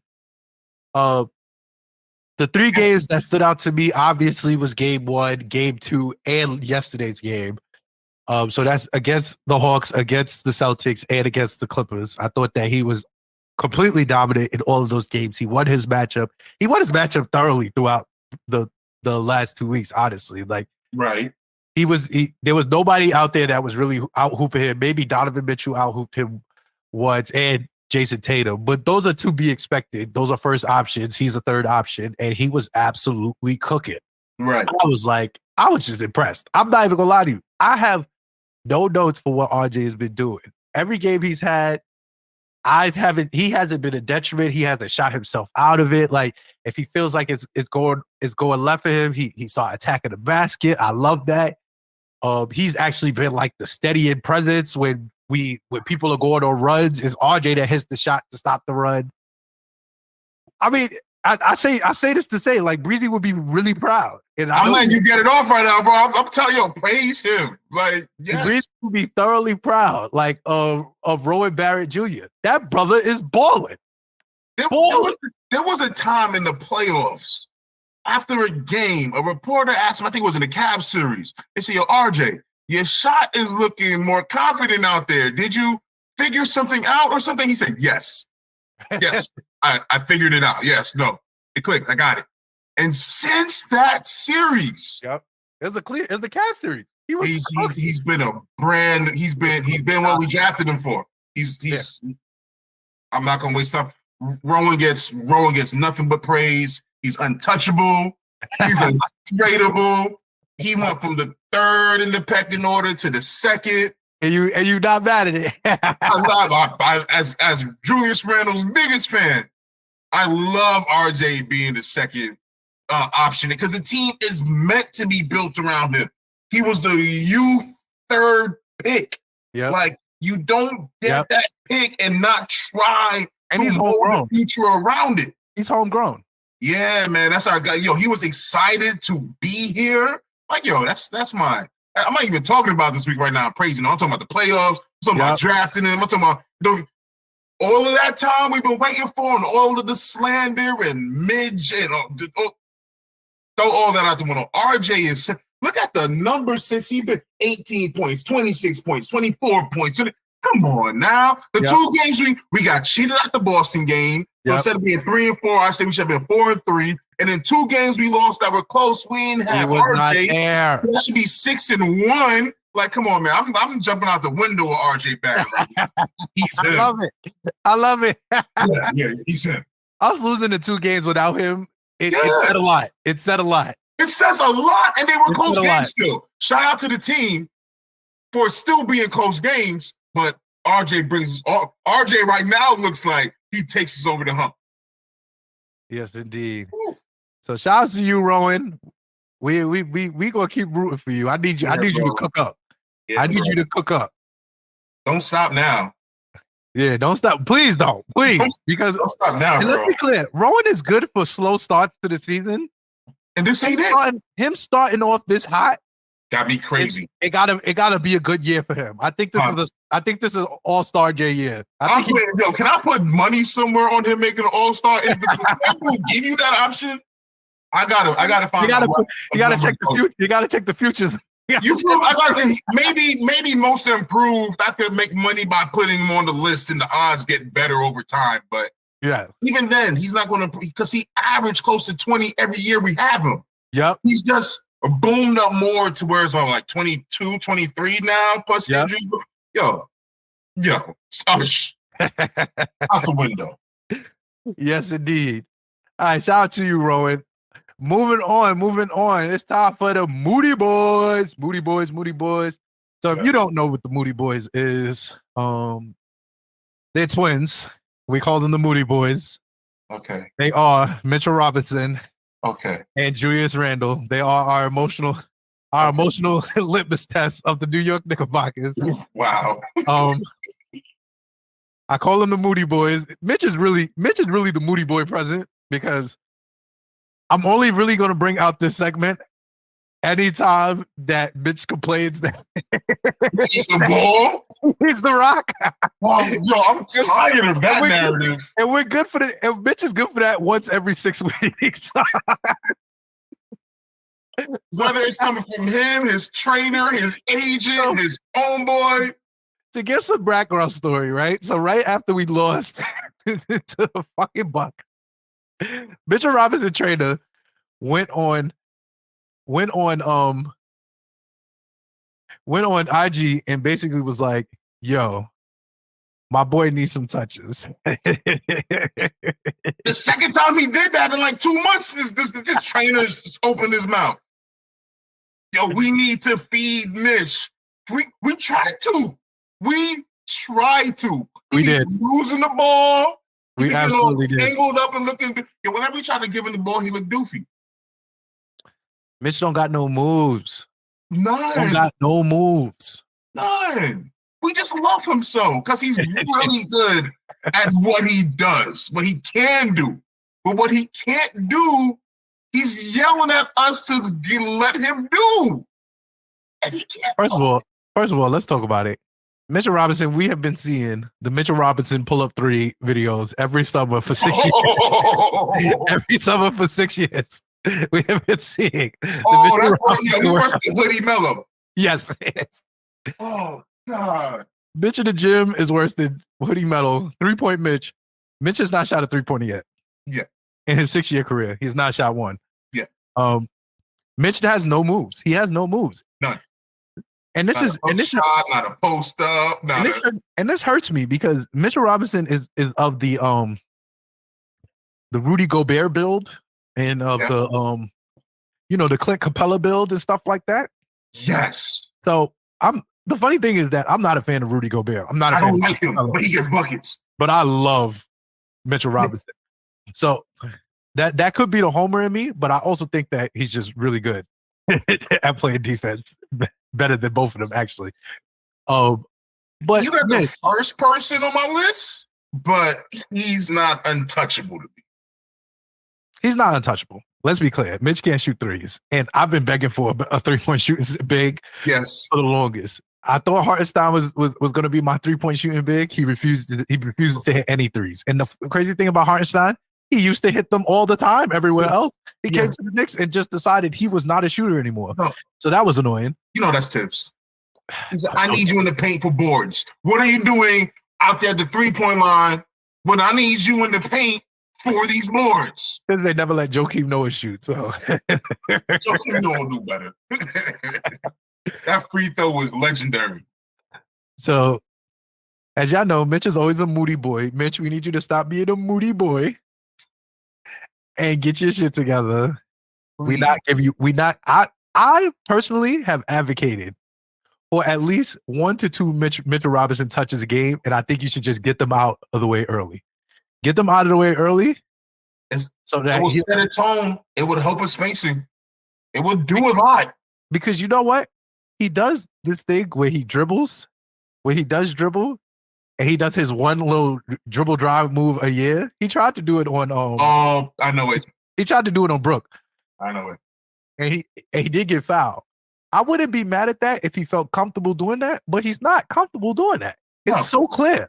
It's lanky, it's confusing looking, it's clumsy. Yes, it looks nasty. It looks very nasty. It doesn't look smooth.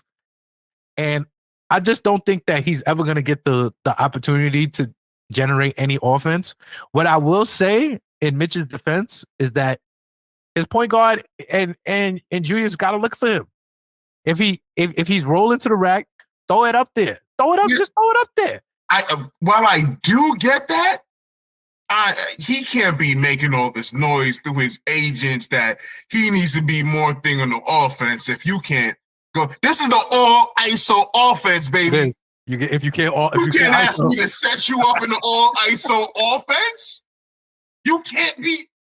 Dog, do you know where you are? Like, I need you to get it together.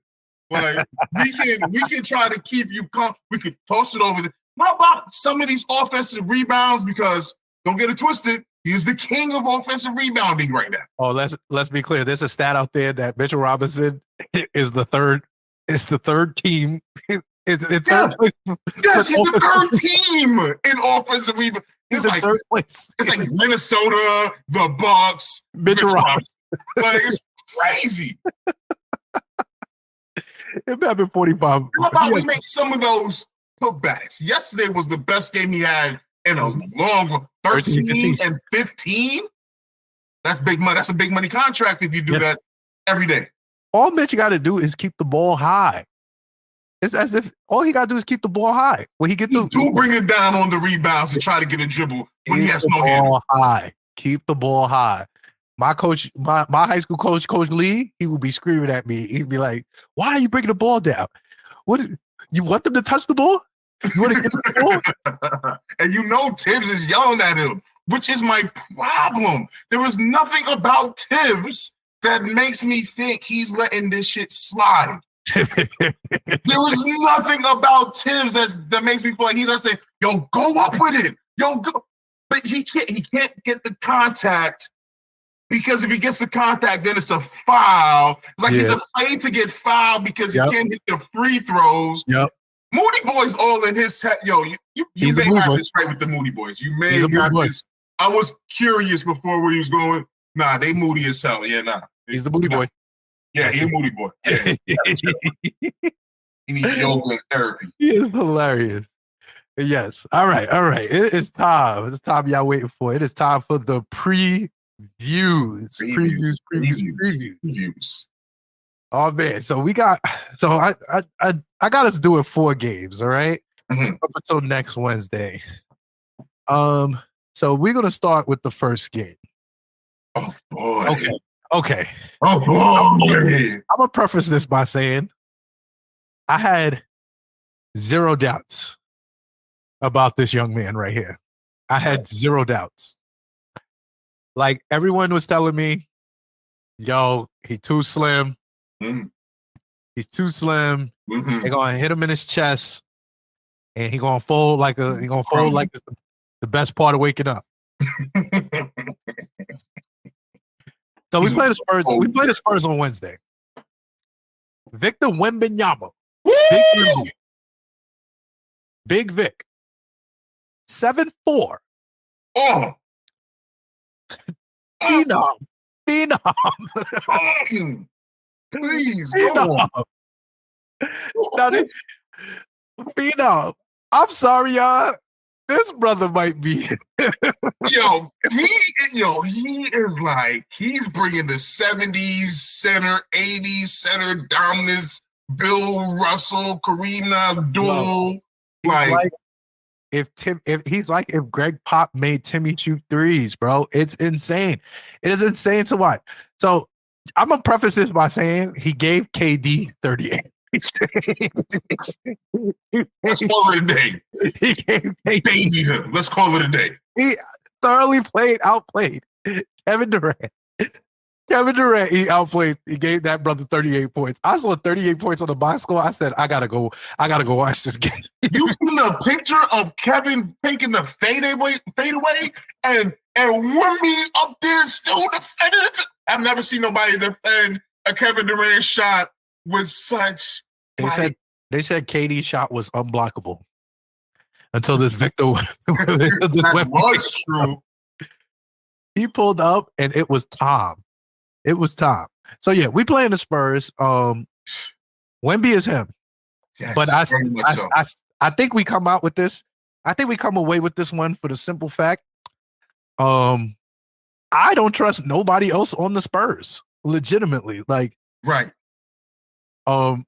They have Devin Vassell. Devin Vassell got $150 million. I promise you, I didn't even know who that brother was. I seen him play the first night Wemby played. I was like, oh, he's good. Okay, I didn't know he was good, but he's out. He's out. I think he's out this game with like he's out. So that's like a guaranteed victory.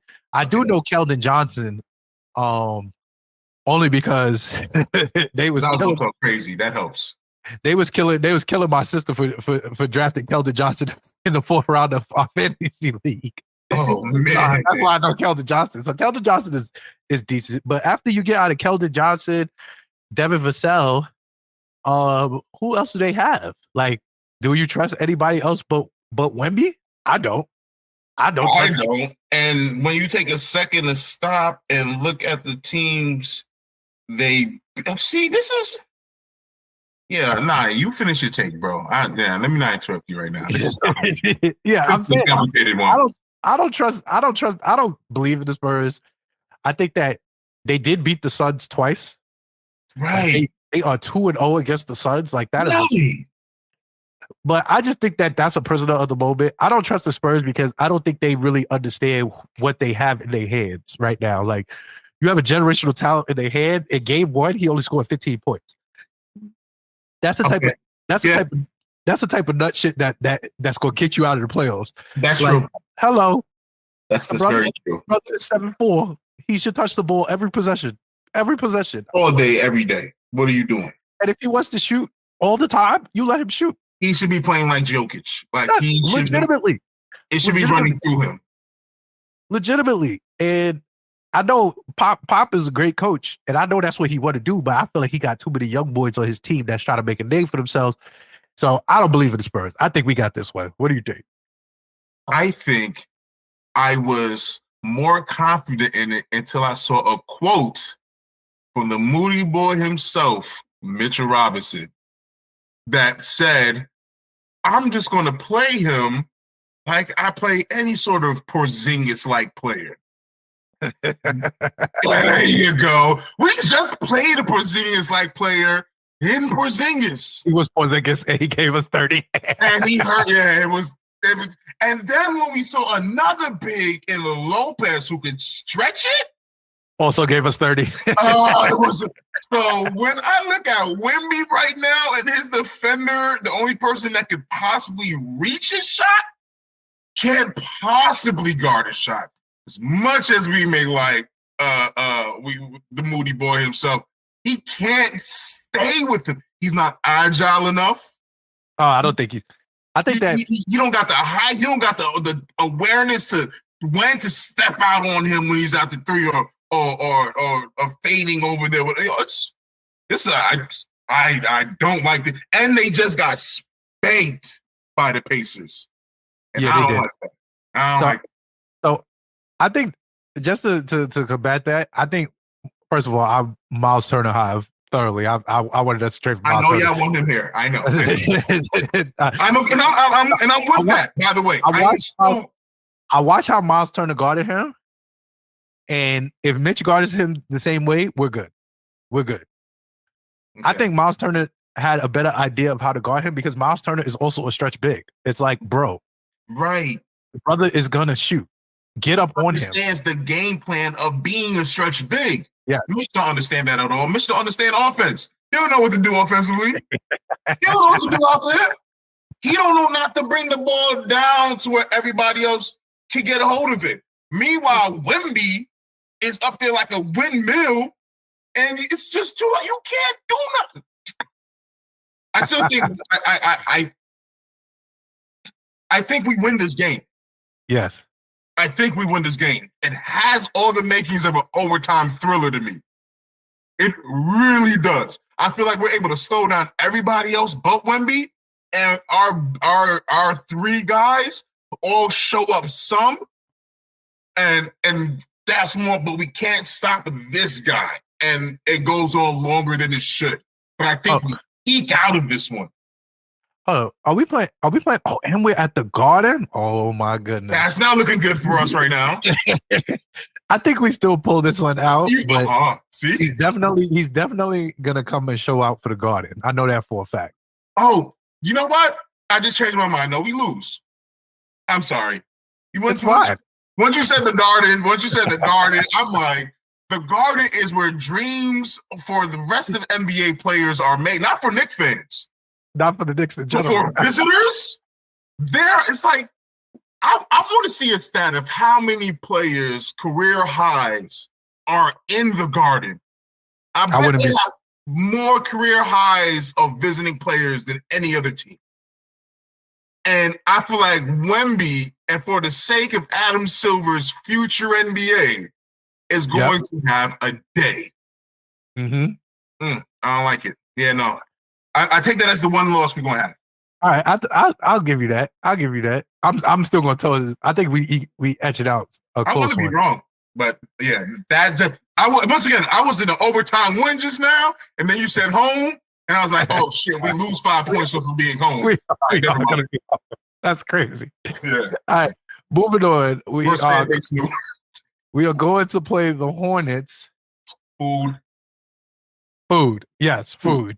So LaMelo Ball, he's good. Yeah, but I have been staunch about LaMelo not being worth what everyone was saying we needed to trade it for to get him in his rookie year, which was everybody. He's good, but he ain't that. Wemby may be that. Is he worth it? No, he wasn't worth it. No. I think LaMelo will play well. I think we have there's a young Mitchell Robinson down in Charlotte. His name is Mark Williams. He's good. I'm not gonna lie to you. He's good. I seen him put up 27 and 16 the other day, and I was like, oh, okay. Okay. Problematic. It sounds a little problematic. But the Hornets have a lot of stuff going on. They got PJ Washington. I'm not worried about him. Kind of just drain the energy out the room just by saying Hornets. Yeah. No, that's really how it is. This should be an easy game for us. It feels like a trap game. I was about to play it down to the level of competition and then get kicked. It feels like a trap game. Julius usually does very well against the Hornets, so I'm gonna expect him to be pretty good here. I don't see PJ Washington doing anything with him. I don't see like LaMelo is gonna pull. He's good at the sport. The rookie, Brandon Miller, he's playing well to start the season. But I'm not worried about him. I'm not worried about Gordon Hayward either. But that's what I'm saying. Like they got enough decent players that it feels like a trap game. Terry Rozier, right? But I feel like if we come and we ready to play, we'll take care of them easy. Like I don't think that they're even remotely an issue. Right. We don't lose to Wemby and then lose to the Hornets. Back it up. That's not happening. Back it up.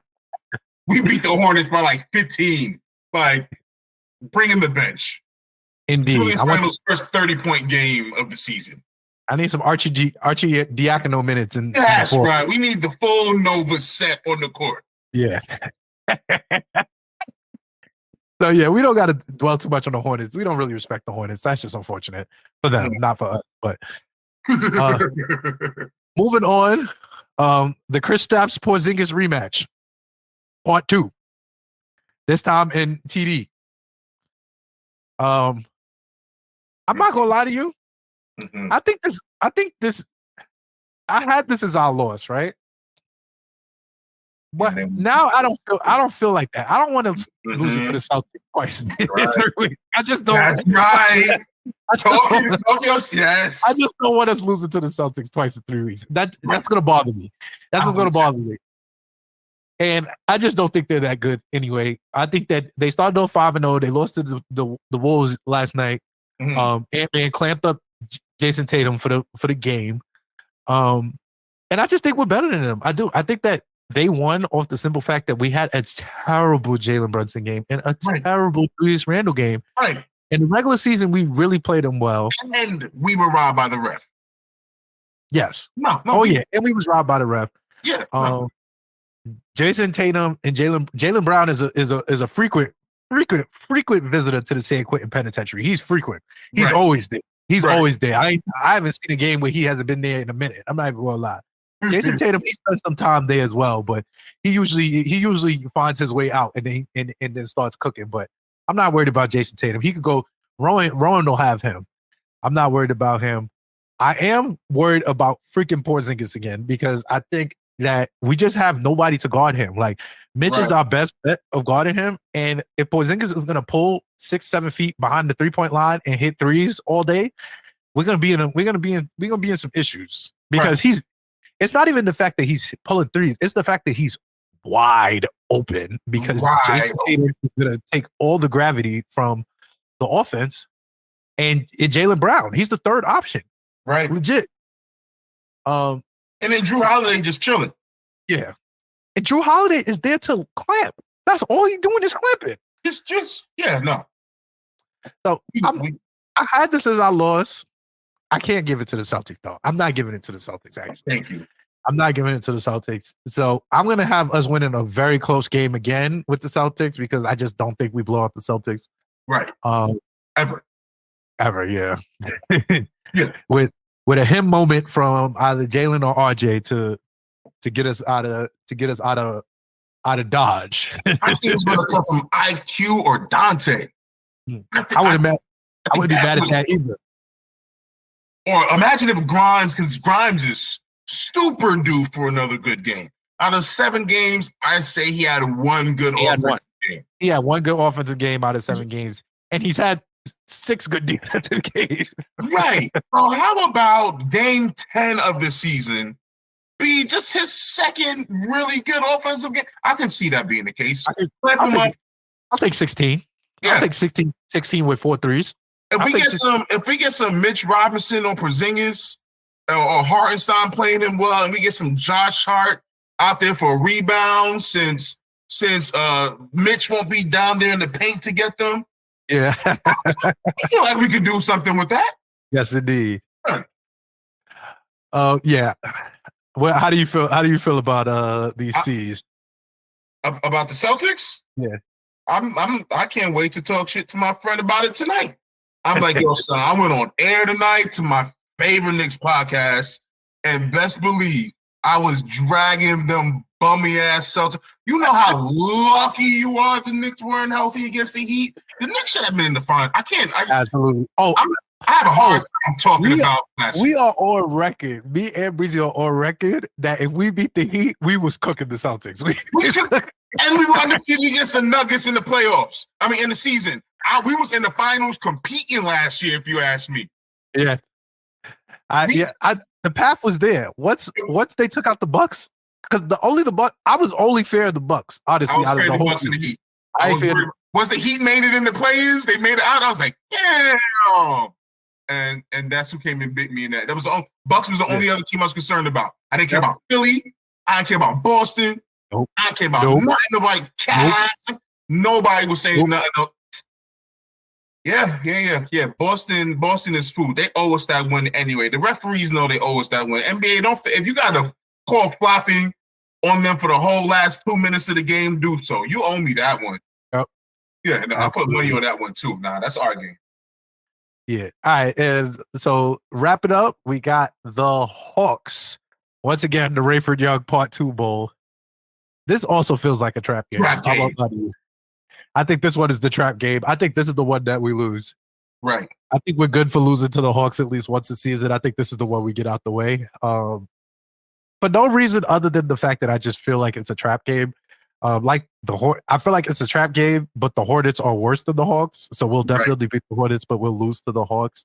I still think Rayford has a terrible game. I think it's DeJounte that does us in because DeJounte, for some strange reason, he has really good games against us. He had really good games against us last year when Rayford was being a bum. I remember one game. He was middying us to death, and I was like, "Bro, what are you doing?" I went harder for you over the summer for you to join us, dog. What is this? Yeah, that was a thing. Yeah, that was a bad game. We should win this one. I mean, we should, but it's a trap game, and because it's a trap game. And they 5-13 against us, Trae Young. That means what is that? 18 games? Okay, well, it's not 20 games yet. So he might be due for one. He might. That's my problem. The odds are saying he may be due for one. He may be due for one. That's just me being as objective as possible. One out of us this year, most, but that's it. I just don't need. My whole thing with the Hawks is that I don't like when they others go off. Like DeAndre Hunter, I don't want to see him go off. I want to see Onyeka Okongwu go off. I don't want to see him go off. Like those are one thing the Knicks are good for. Yeah, like one thing the Knicks are good for is somebody having a good their career high. Some random individual like random AJ Griffin on offense. Deke Bay gonna go for 25. You gonna be like, yo, my man, come on, bro. What are you doing? You're not even built like that. So the- because I don't see us losing to the Celtics, I'm gonna give the Hawks this one. Mm. And I'm gonna say that we end this week on a 3-1. We end this week 3-1, and we come back here 6-5, and I'm okay with that. You say 3. Wait, so we beat the Hornets. We beat the Hornets. We beat the Spurs, and we beat the Celtics. Yes, and then we lose to the Hornets. I can. Do I wait? Spurs. I say that we lose to the Spurs and win everything else. Yeah. So 3-1 over. 3-1 feels good. 3-1 feels good. 3-1 feels good. It's not great because we should be 6-1 right now, but RJ and referees. But yeah, we'll take 3-1. Yes, indeed. All right, it's time for Knicks for Clicks. LOL Knicks. I'm gonna let you go first. Oh God, you knew I had this ready from jump. The audacity of the so-called New York Knicks fan base, you so-called fans out there. This isn't one person that hosted this. This was repeated over and over and over for about 2. It's still being repeated right now. Yeah. The Knicks should trade RJ Barrett, who is him right now. Julius Randle, which, yeah, I get it. But chill. Mitchell Robinson, wait, Julius Randle, Mitchell Robinson, and RJ Barrett? And picks. And not pick. Not pick. Picks. Picks. Plural. First, not seconds. First. 2 to 3 for Joel. Never out the second round. Supermax contract MB. If that's not the most ridiculous trade I can imagine. Like, do you guys have no shame? Do you guys not? Are y'all really feel like, you know how they say that there's troll bots out there trolling movie reviews? Yep. And things like that? This can't be real. This can't be straight like, and Knicks Twitter actually typing this shit like, I want to trade my whole starting lineup. I want to trade my whole entire starting lineup except Quentin Grimes for Joel Embiid, who is older, injured, shouldn't have won MVP. Imagine that. You want to blow it all up for a supermax contract for somebody who hasn't got out the second round. Nope. For everything you got and not have the assets around to build around it afterwards. When the team I'd rather he stay in Philly. It works better for us. I will give them a pick to keep him in Philly. I think Joel. So I was on the Joel trade for Joel bandwagon before the playoffs of last year. He shouldn't have won. He shouldn't have won MVP. Like, we know for a fact now he shouldn't have won MVP. So let's be clear. JoJo is really good. Like, he's really good at the sport. He's good. He's really good. I just think that he's injury prone, and every year he gets injured at the wrong time. Like Chris Paul. Chris Paul the same way. Every year at the worst time possible, he gets injured.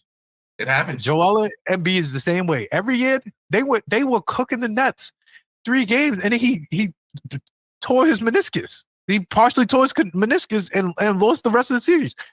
I don't want Joel. I did at one point. I don't want Joel. Would I be mad if we traded for him? Not necessarily. I would be mad if we gave up the farm for him. I just don't think that he's worth that. Would be livid. I can't think of the numbers that makes it work. Yeah, because they're gonna want. And my whole thing is that I feel like Joel has maybe 2 or 3 years left of his prime, and then it's gonna go in the shit. Like, it's gonna go in the shit. Like, and then once you got your team to get him, you now have a year to put assets around him to win it before it all goes to shit. Yeah. He got too many lower extremity injuries. Like, his lower extremity all his injuries are below the belt. That is concerning for a big man. Right. Zion big ass have injuries below the belt as well. And you know, that's sit his ass down for 50 games a year. I don't got it. Joel is about 290, 295. He drinks still drinking Shirley Temples and shit. Like, no. I can't do Joel. And I love Joel. I think he's really got good. his MVP. I'm glad I'm glad his career has that for him. I like franchise. Pressure is on him though. The pressure is on him now though because he's now the one. The same pressure Joker got last year. He had 2 MVPs. The same pressure that Giannis had 3 years ago. Bro, you can't get no MVP and not have no title, bro. Like you ain't even out the second round. You can't even get to a conference finals. That's what I'm.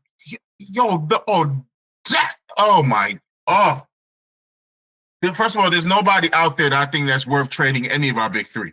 I agree. There's nobody out there. I feel like the best bet you can do is not right now. Not now. I mean, right now. If something comes available for me to look at, sure. But there's Mitch and Evan Fournier for Miles Turner, sure. You feel me? That's doable. Mitch, Hartenstein, Ayton, I can eat with that. So I'll say this. I think the only 2 players I would absolutely trade right now for our big 3, any of our big 3, not including Wembanyama, because I'm about to say maybe Wembanyama. They're not getting rid of him. I would want Tatum, or I would want Shai Gilgeous. Yeah, that's both fair. Those are the only 2 I would want. Everybody else, think you have to be positional trades. I'm trading Brunson for Shai then. Yeah. Or I'm trading, you feel me? Yeah. Randall for Tatum. Sure. That's perfect sense to me. Yeah, it would have to be we would have to a swap. Positions. We have to do swap. Oh, I'll give you 2 picks. Yeah. You can have all of my protected picks. That's 3 protected picks. Have them. I'm not giving you 3 unprotected. Like, no, we're not doing that. We're not doing that at all. I can't even give you that for Wemby. I need to see him healthy for a whole season. Yeah. And he is him. So, no. All right. My Knicks for Click. I like to laugh first at it. My Knicks for Click comes. I mentioned it a little earlier, but it comes from at NBA_New York on Twitter. And it's geared towards, and I think you're gonna like this as well. It's geared towards a quote saying that New York can try cheering struggling stars instead of booing. Might be time for Knicks fans to start chanting Julius Randle Monday night when they host the Clippers. This was before the Clippers game. Yeah, I seen this one. So this absolutely blew minds, right? It was from an article. It was from an article from Mike Vaccaro from the Post. I won't lie to you. You want to talk about how you support, like you support Julius with his thumbs down gesture, right? Because that's just some shit. Like, niggas is getting me tight, so leave me alone. Right. I thoroughly support booing Julius Randle when he decides to be ass, because I know for a fact that he thrives off slander. You would know this if you were Knicks fan. It's not even that he can handle it. I think that it fuels him. I hear you. Like, we get our best gains from him when his back is against the wall. So why would you want to take that away from him? 1. 2, why are you trying to tell fans that if somebody's not showing the effort that they feel, especially New York fans, like I said this before, I said, Julius, all he has to do is show effort and effort legitimately. That's it. Like the attitude thing, whatever. Like, we're New Yorkers, we get mad at little shit. Like, it's the effort thing. It's like, if he shows effort, we don't like that. Bro, you will have people defending you to the death. RJ had his worst year last year, but he showed effort, and he still had a strong RJ contingency that was outside. Like, but he trying his hardest out there. What you going to say about Julius? And my point stands is that Julius, the leader of the team, his emotions is a direct reflection of the team. Do you think Julius is the leader of the team? I think that I think it's Brunson. I think it's easily Brunson. I think as of right now, it's Jalen Brunson. I'm talking about encompassing the 5 years as a whole. Oh, well, yeah. He's definitely a leader. He's the whole 5 years, then yes, it has to be him. He's definitely a leader. He's not the leader anymore. Right. He's not the leader, but that's just like, I feel like people would say that sucks, but also it's like you're dealing with is a point guard. The point guard is going to be the leader of the team if he's good. Like, Julius Randle was rolling. They were rolling out Alfred Payton with Julius Randle. Like, Alfred Payton was around me. Oh God.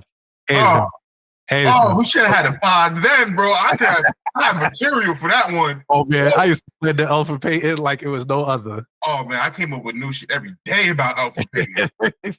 I never repeated slander against him. Always fresh takes. Always fresh. That's all to say, like, bro, like we're New Yorkers. If you play ass, we're gonna tell you you're playing ass. Like that's just the reality of the situation.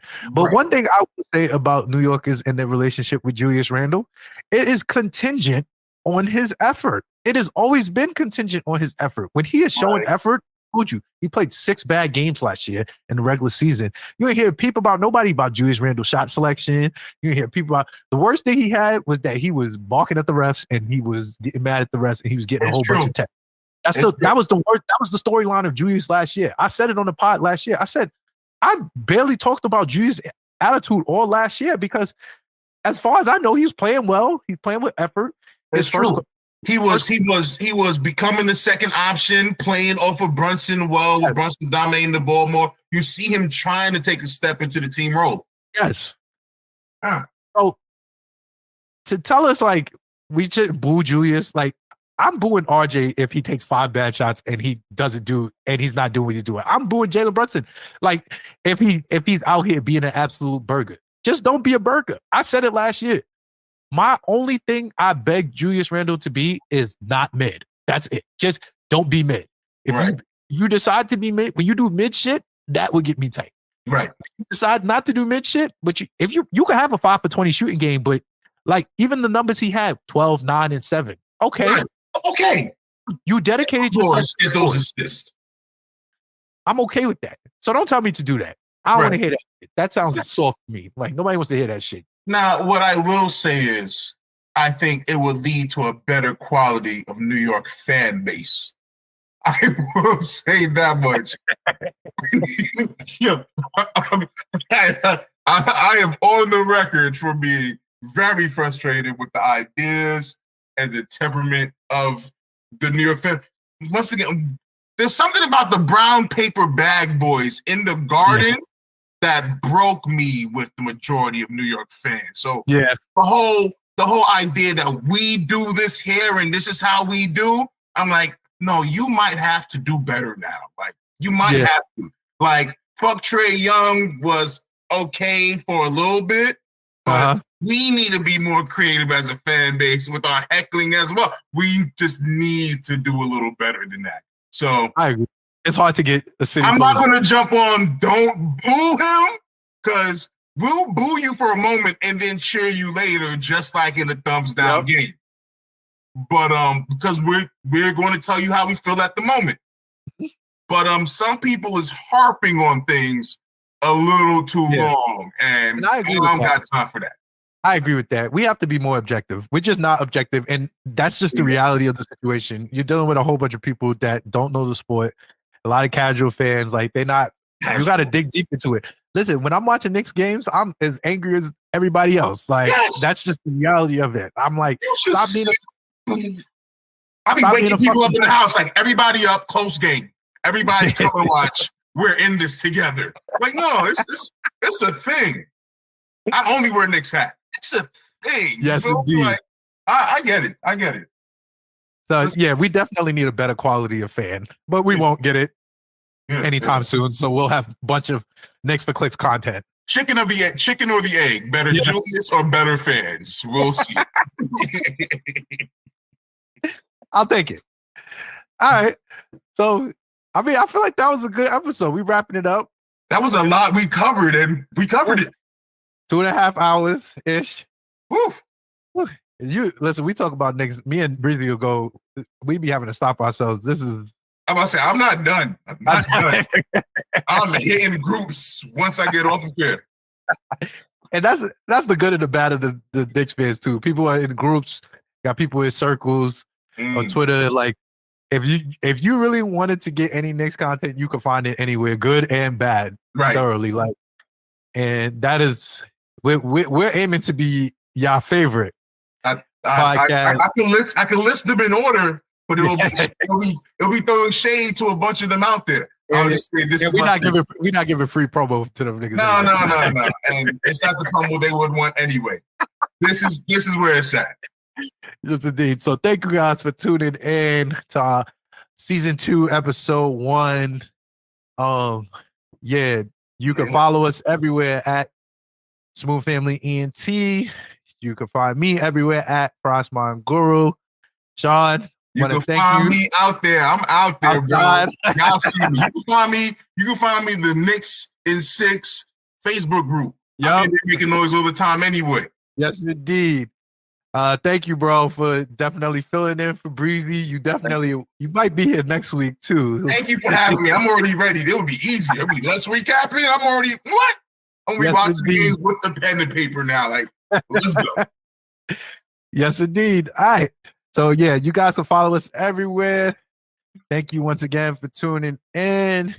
And we are gonna see you guys sometime next week. Blessings. Peace.